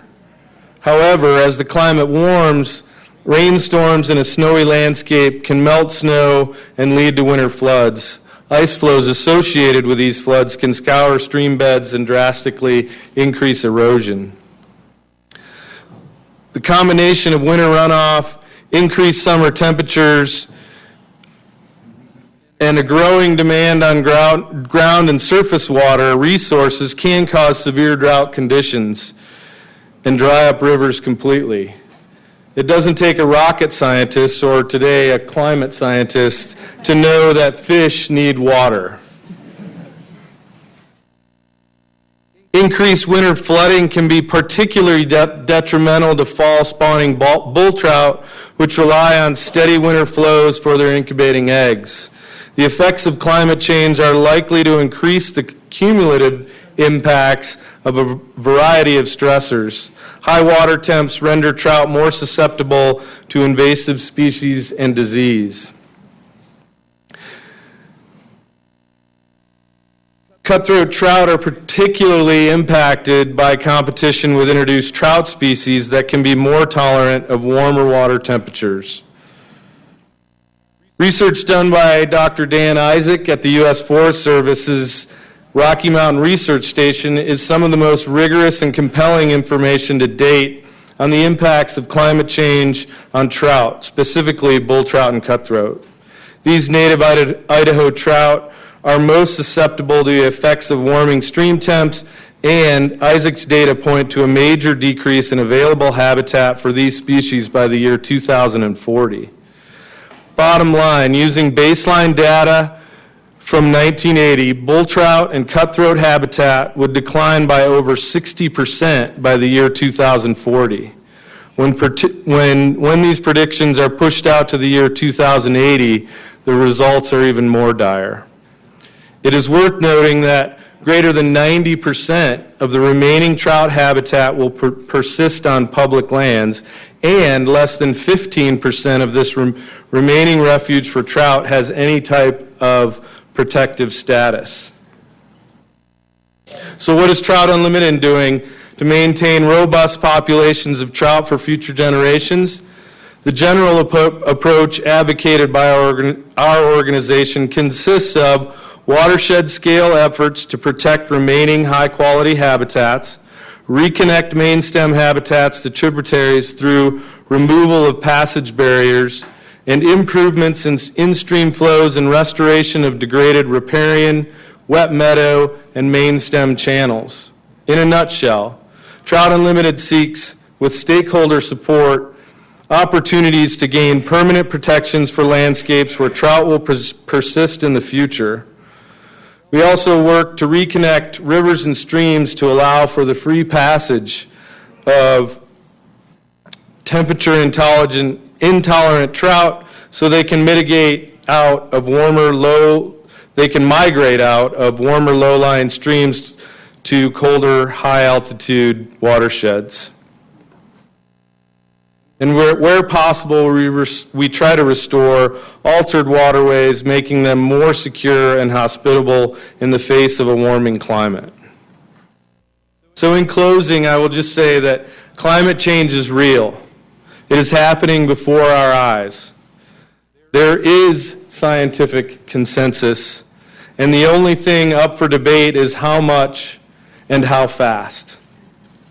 We can bury our heads in the sand and ignore these facts, or we can get to work, as my organization is, making sure the deleterious effects of climate change have less impact on our treasured trout populations. Thank you very much.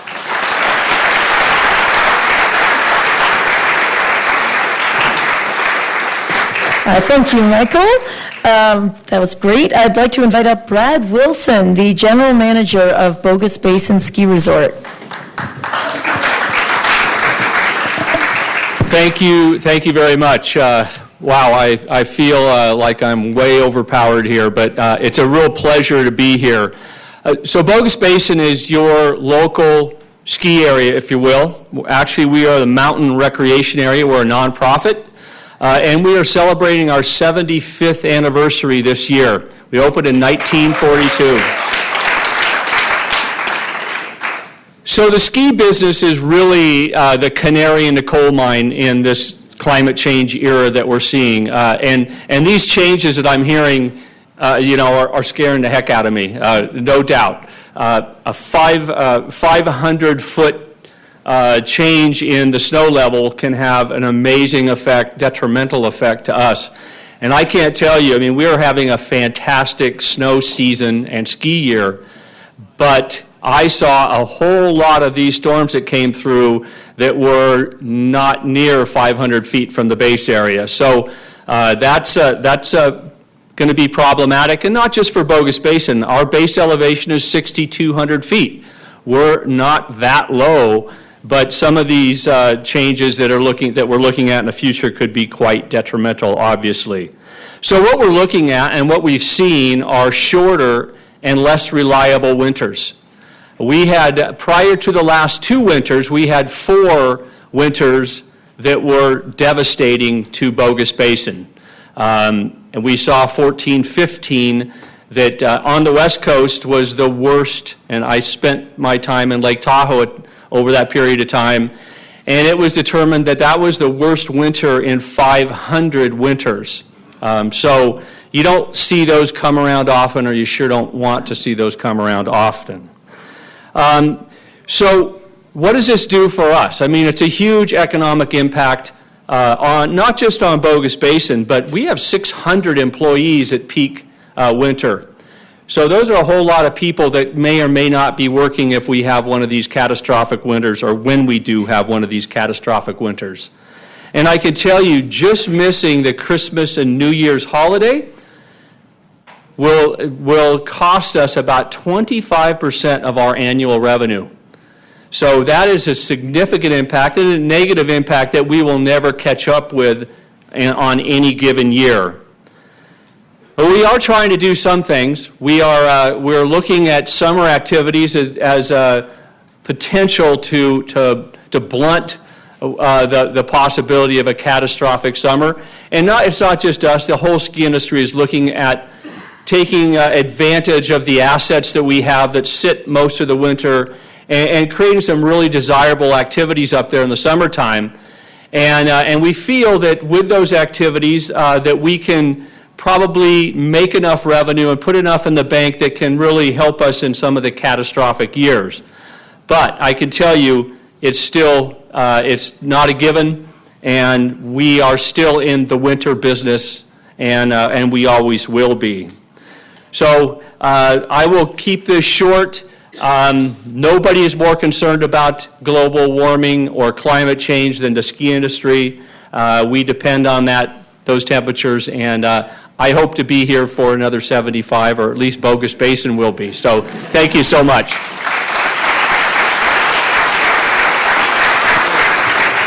Thank you. I want a special thank you to Brad, who stepped in with less than 12 hours notice, I think, but he's just always tremendous. I'd like to welcome up next Kevin King. He's a board member of the Idaho Clean Energy Association and vice president of Even Green Technologies. And actually, he put the solar panels on my own house. Well, I'm going to bring some happy news over the doom and gloom of global warming, and that is the growth of the clean energy industry here in Idaho, and what's been going on the last few years, and what I think is going to continue to increase over the years to come. So I'm going to set a foundation. I have just a few minutes to do this, and talking to me, if anyone's talked to me before, I can go for hours. So to cram economics of renewable energy into 5 minutes is tough.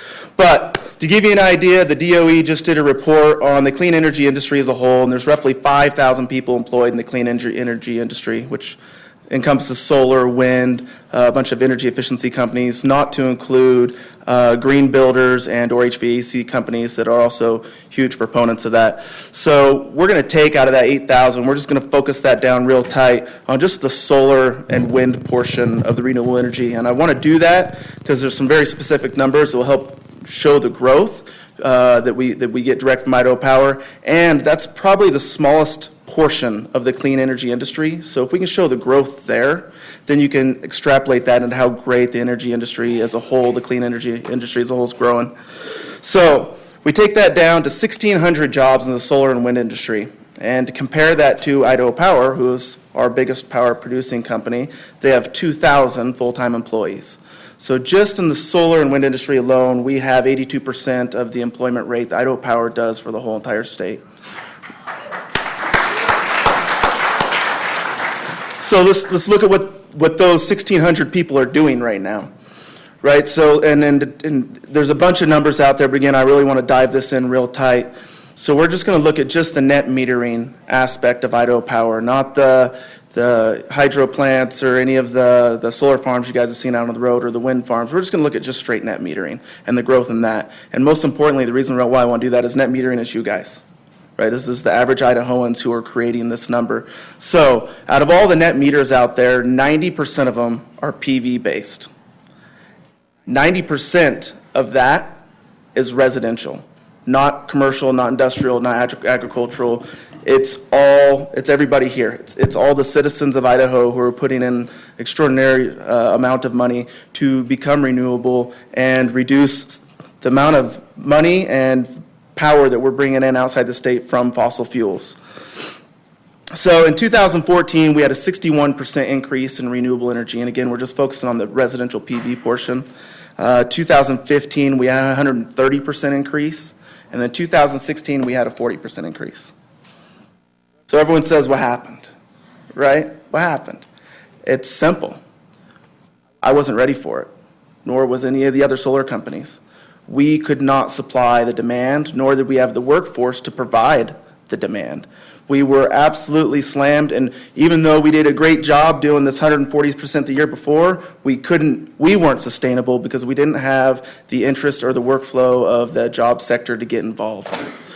That's where we need to focus as a state, is to get people realizing that not only is there an industry here, it's very important, it's hugely successful economically, and we need more people to join this industry to grow it, to help some of the doom and gloom that we've been learning about. So the PV market's not the only one growing. The geothermal grew 28%, and I would say geothermal, unfortunately, here in Idaho is like the smallest one, and for that to have a growth too, that's pretty cool. So let's talk economics. So what's that mean economically for Idaho? You know, it's great that everyone's doing something, but what's it really mean?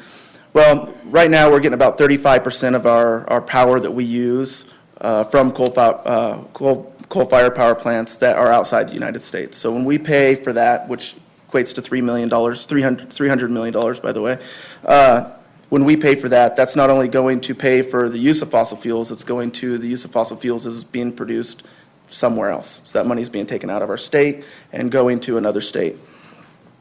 Now, we do that same model with renewable energy, and let's use the Idaho Power numbers again on the net metering. That 92% is 7.6 megawatts of solar energy.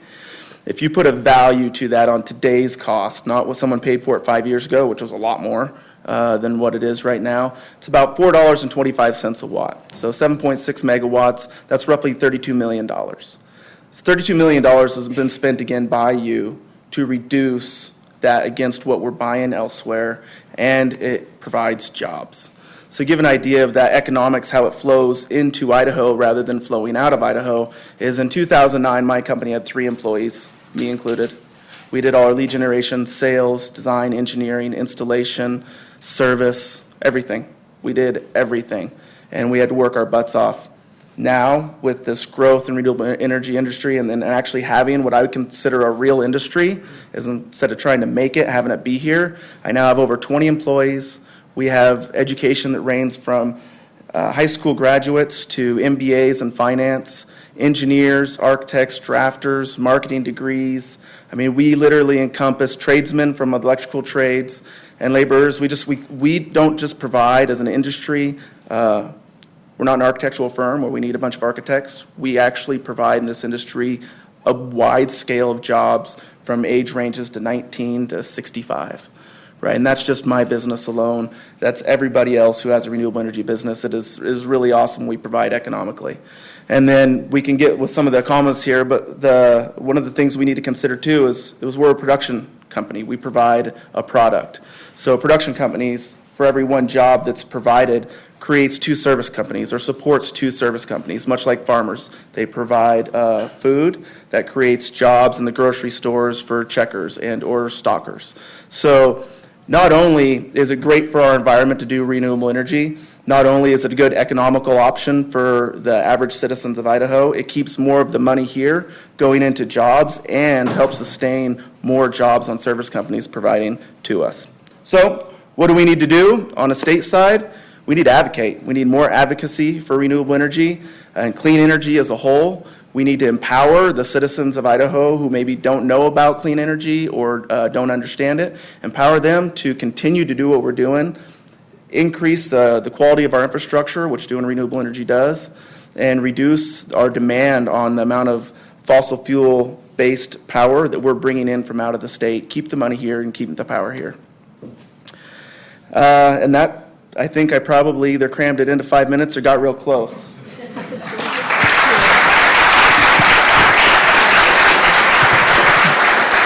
Thank you so much, Kevin. And thank you for the solar panels on my house. I love them.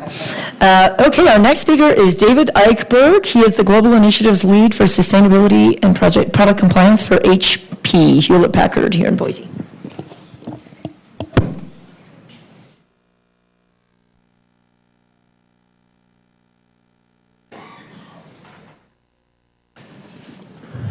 Great, thank you very much. Thank you for everyone for hanging in here this afternoon, and thank you to Representative Rubel and the other organizations that put the session together, to all the other legislators and to the citizens here who have come to hear and to share, and I appreciate the opportunity to share HP's perspective.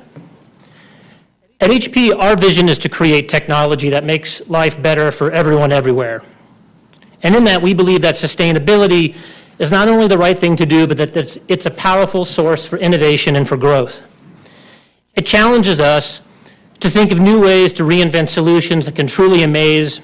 It serves as a guiding principle for how we operate and do business, and inspires us to push the boundaries of energy efficiency, of alternative energy use, ecological design, and responsible product lifecycle management. But as we've heard today, climate change is one of the most significant and urgent issues facing the business and society today. The science is clear, the impacts are serious, and the need to act is essential. Each of us, country, state, community, industry, company, and individual, need to understand our role and take action to limit global warming to less than 2 degrees Celsius. At HP, we see this not only as our responsibility, but vital to the longevity of our business. We're working to ensure that our business is resilient, it's innovating to mitigate the effects of climate change, and adapting to an evolving global business and regulatory environment. We recognize as well that our customers and investors expect us to take action. We demonstrate transparency and leadership in reducing the environmental impact across HP's full value chain, our operations, our supply chain, our products.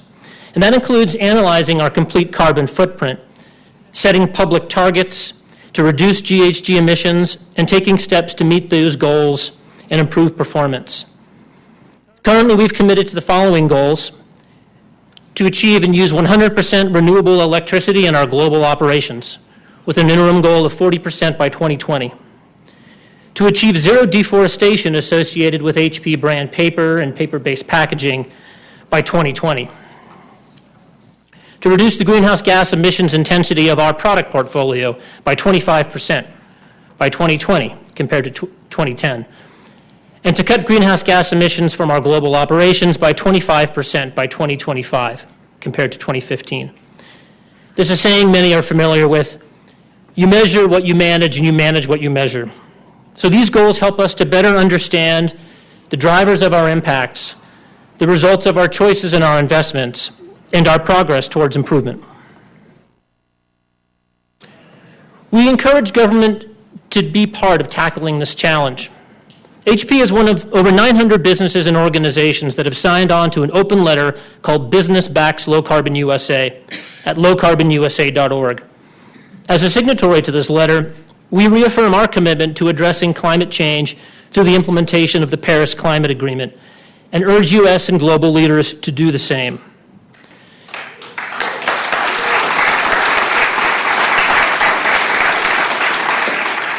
And we pledge to do our part in our own operations and beyond to realize the Paris Agreement's commitment to limit global temperature rise to well below 2 degrees Celsius. In fact, businesses have committed to cut emissions by 3.7 billion metric tons of CO2 a year by 2030.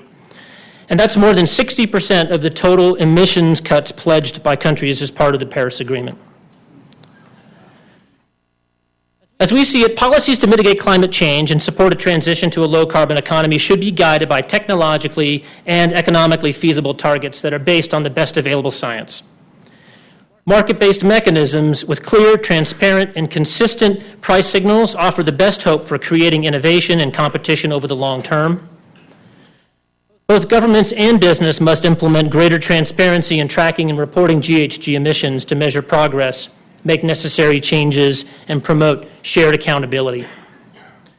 And renewable energy sources should be encouraged as a critical part of the solution, with policies that promote choice and procurement, access to cost-competitive options, flexible financing, contract terms, simplified policies, and access to projects that reduce emissions beyond business as usual. So, why do we take this position? As I mentioned earlier, our customers and our investors and other stakeholders expect us to take action against climate change. Increasingly, customers are demanding climate leadership from their partners. A recent report released by the Climate Disclosure Project, or CDP, shows that some of the world's largest purchasers are integrating sustainability into their procurement decisions. Each year at HP, we receive customer inquiries about our sustainability performance from hundreds of sales accounts and new business deals worth several billions of dollars. We're encouraged to see our customers are also driving climate action. In fact, more than 45 of our largest customers have also committed to either resourcing 100% renewable energy or setting a science-based reduction target, or both, as we have done. Investors are taking note. CDP also reports that more than 800 institutional investors with assets of more than 100 trillion US dollars, including many of HP's largest institutional investors, are asking companies to disclose how they're managing risks posed by climate change. And we've been named to CDP's Climate A list for 3 consecutive years for our commitment to climate action. Because taking climate action provides a framework and leadership model that sends a clear signal to the investment community that we're serious about mitigating climate risks. And one case in point, a major Fortune 100 financial services organization and retirement provider doubled its stock portfolio investment within HP, thanks in part to our reported sustainability performance. Supply chain. We also work closely with supply chain partners to help them reduce their energy use. As you may recall from the earlier graph, a very large portion of our impact is through those who make our products. To help them cut emissions, costs, and programs that promote energy efficiency. But even as we work to reduce our collective impact on the planet, we must prepare our business, our suppliers, and our communities for the impact of extreme weather events brought on by climate change. For example, in 2011, heavy flooding in Thailand affected more than 700 factories, and for us, the disaster created storage shortages for product lines in desktops, workstations, and notebook supply. So this became a game changer for us in the way we manage our supply chain. In response, we've worked to diversify our supply chain partners and create a real-time monitoring and response system to ensure that environmental disasters don't disrupt our business or our support for our customers. And lastly, it's about who we are and what we do. Sustainability leadership is a core and key part of our corporate values and brand purpose. It helps to inform how we challenge norms and create new markets and opportunities.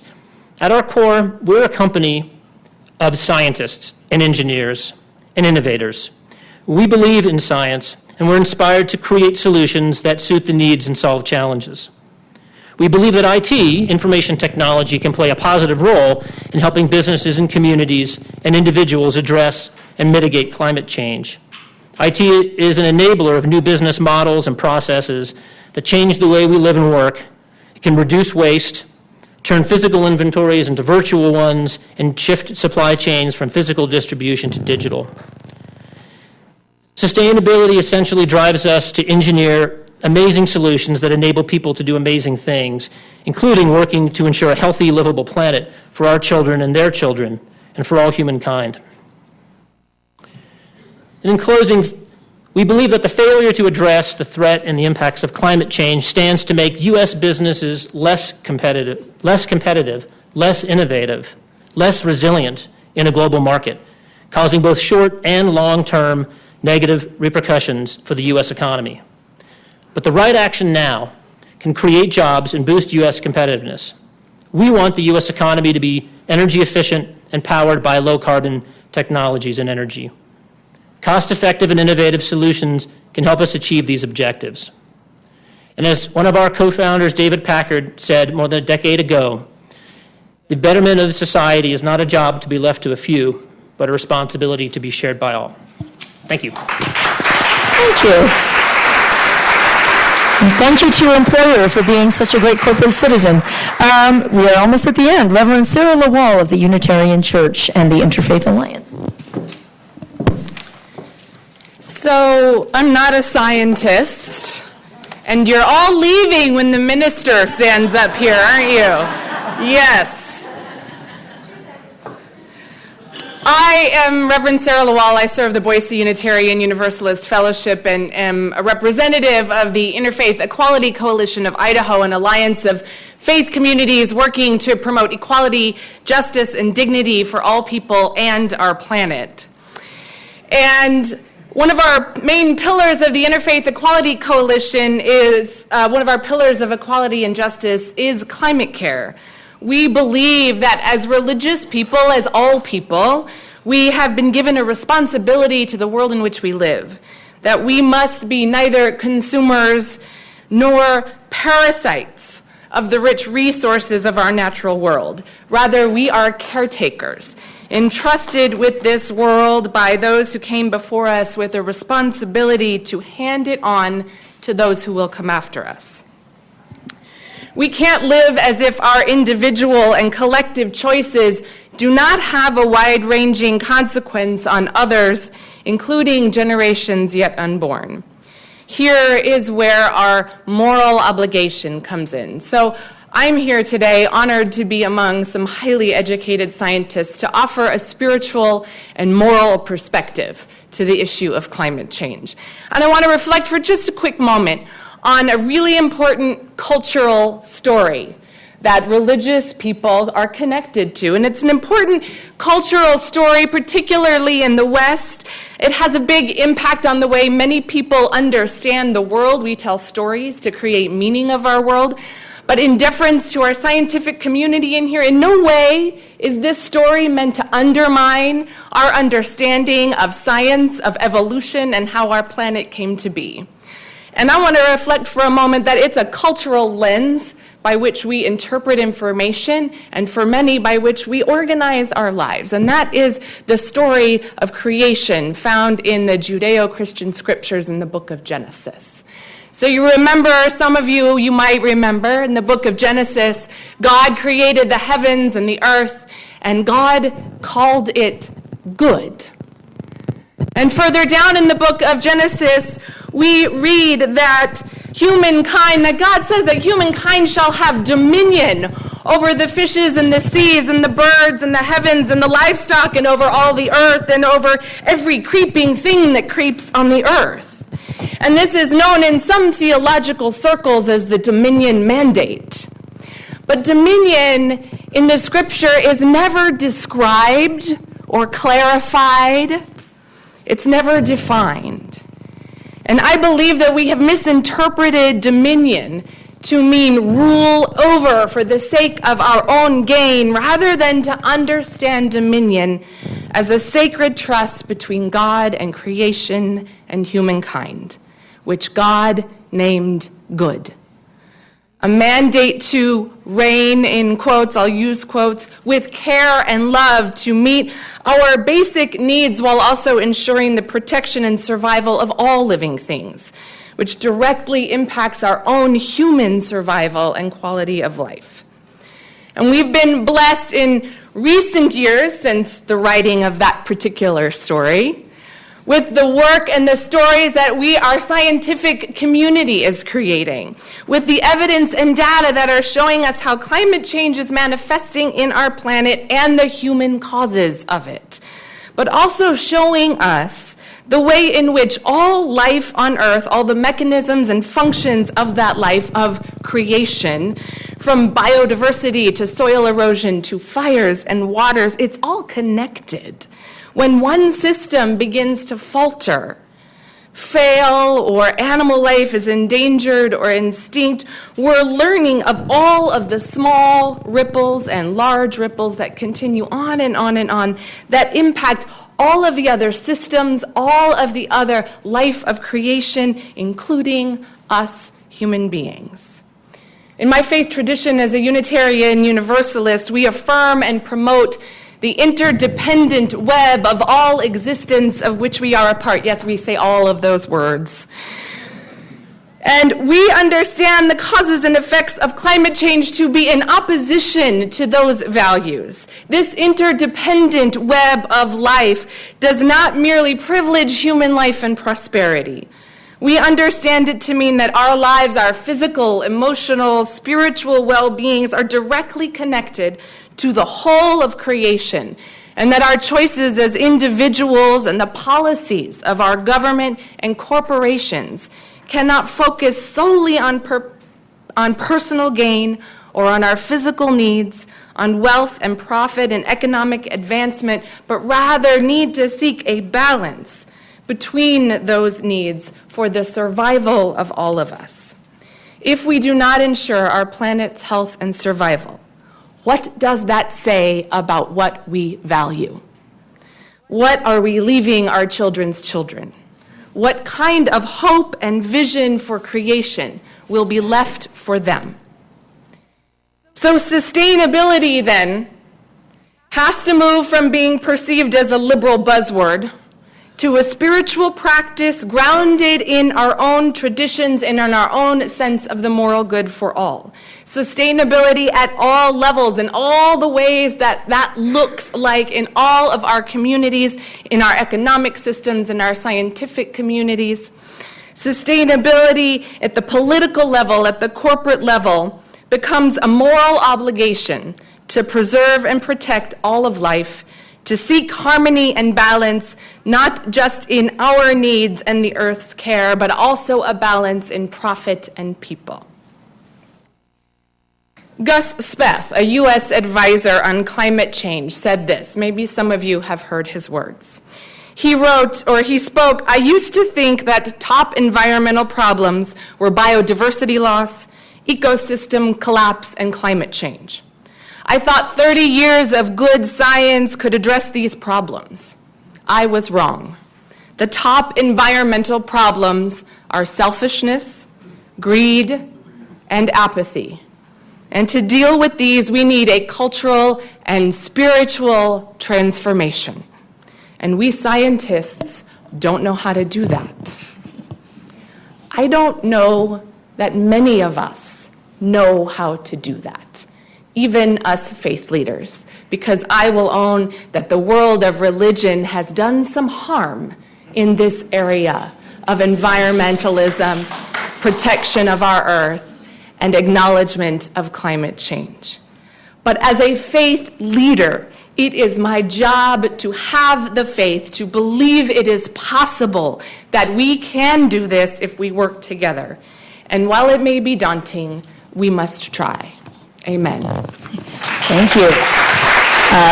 Thank you very much. We have our last speaker now, and then I'm going to say a few words at the end to wrap up. So please stick around. We are almost at the end, and it'll be Jay and then me, and then we'll send you out into the world. This is Jay Bonsall coming to join us. He is a junior at Capitol High School here in Boise, also at the Treasure Valley Math Science Center. He does Leadership Boise Academy and is a youth activist on this issue. Thank you, everyone, for sticking around. I know I'm the main show here, so I'm very happy to represent a lot of Idaho high schooler voices and the future generation of voters in 1 to 2 years and their views. I'm Idaho, I was born here and I've been living here for 13 years and I love going outdoors. All I do is play sports outdoors, but sometimes it sucks that I can't go outdoors because the air is as smoky as Snoop Dogg's apartment. Several factors have contributed to this. As we saw today, forest fires have been on the rise. That's not because some idiot thought maybe it'd be funny for the firefighters to come and put out a fire, so I'm going to set this tree on fire.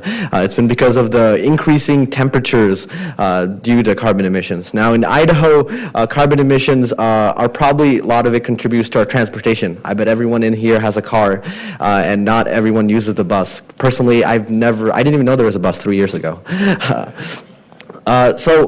But a lot of our students depend on school buses to get to schools, and this is it's kind of dangerous because these diesel-filled buses are harmful to our students. So one solution could be electric buses. Not only would this reduce carbon emissions, this would reduce the health risks our students are exposed to. Now, that's just one solution to a small problem, and many problems were presented today, and I bet a lot of you care a lot about it. And as Idaho citizens, it's our responsibility to care for our state. It's our responsibility to preserve the state. It's said that climate change is going to affect my generation more than the internet has affected your generation. So think about that. So I'm going to leave you with this. I don't say any of these remarks as a Republican or a Democrat or any politician of sorts. I know there's not many Republicans here today because apparently if you're Republican, you cannot believe in climate change. But I say this as a person, as a youth activist who deeply believes in this issue, as a student who's deeply committed to learning, and more importantly, a person who lives in Idaho who loves the state beyond measure. Climate change is not a political issue. It's a human issue. We all are human, and I think we all know what that means. So thank you so much. Thank you.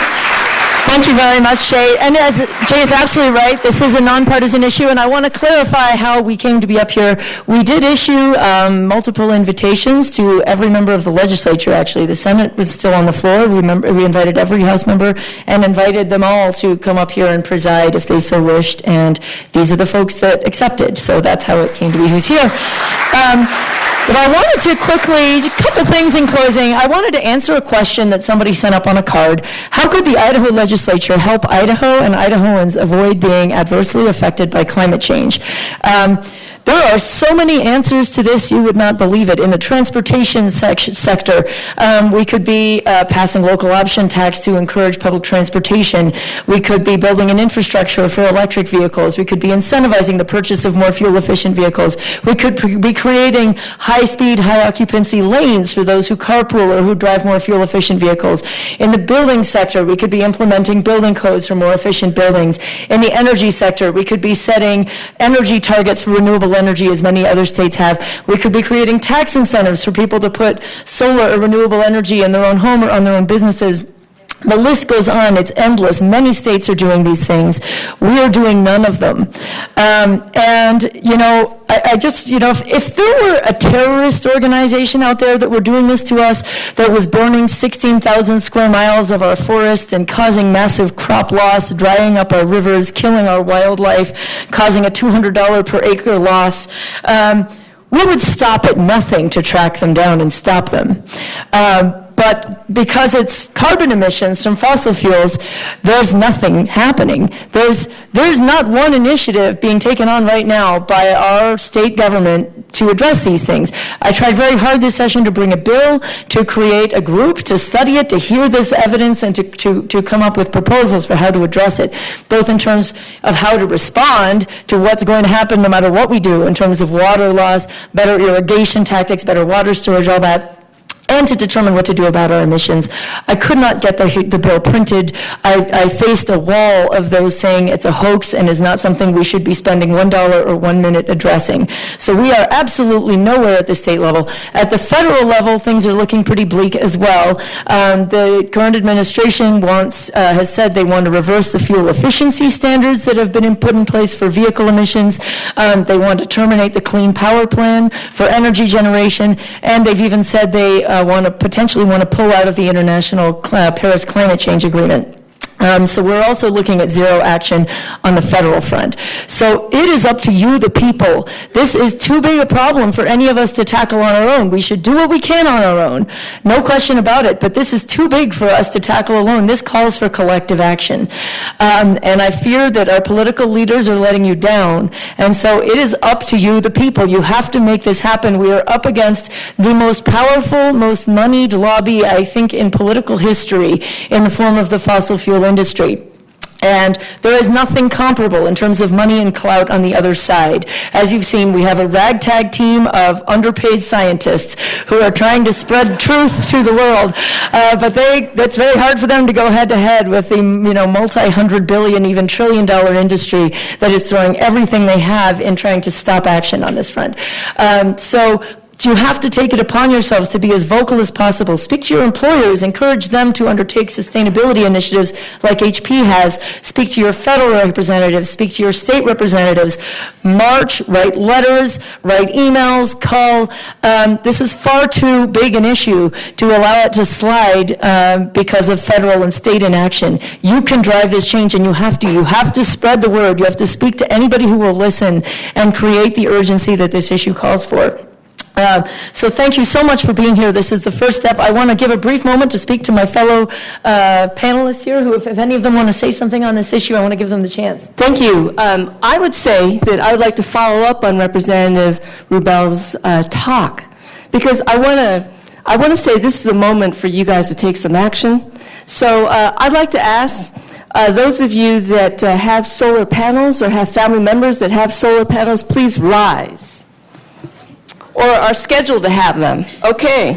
Those of you that have electric cars, please rise. Everyone stay standing if you're standing right now. Hybrid count? And then that's my next question. Those of you that have hybrid cars, will you please stand? And now I'm asking not only the folks in this room, but we've got 3 overflow rooms and the folks at home. All right. And how many of you are K through 12 students? Will you stand? You got power. Guys all have power. Now, how many of you have done something to decrease, fossil fuel impacts on us? Please stand. I'm looking at conservation. I'm looking at the kinds of things that you do. So we have power, and we have a lived experience. So get out there and let's change this. Thank you.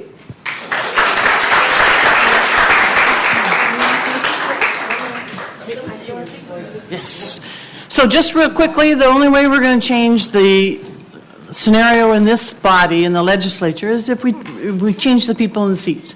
So do everything you can to go out there, run yourself, help a campaign, go find friends, especially outside of Boise. Boise has pretty progressive folks, but outside of Boise, talk to your friends in Clearwater County. I don't know where.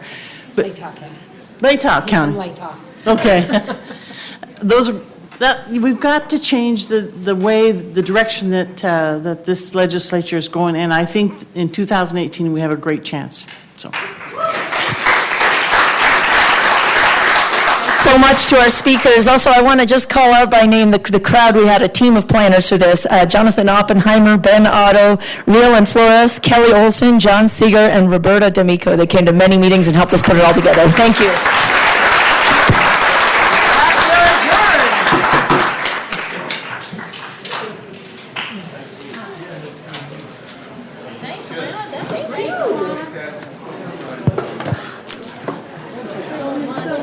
Inspiring that you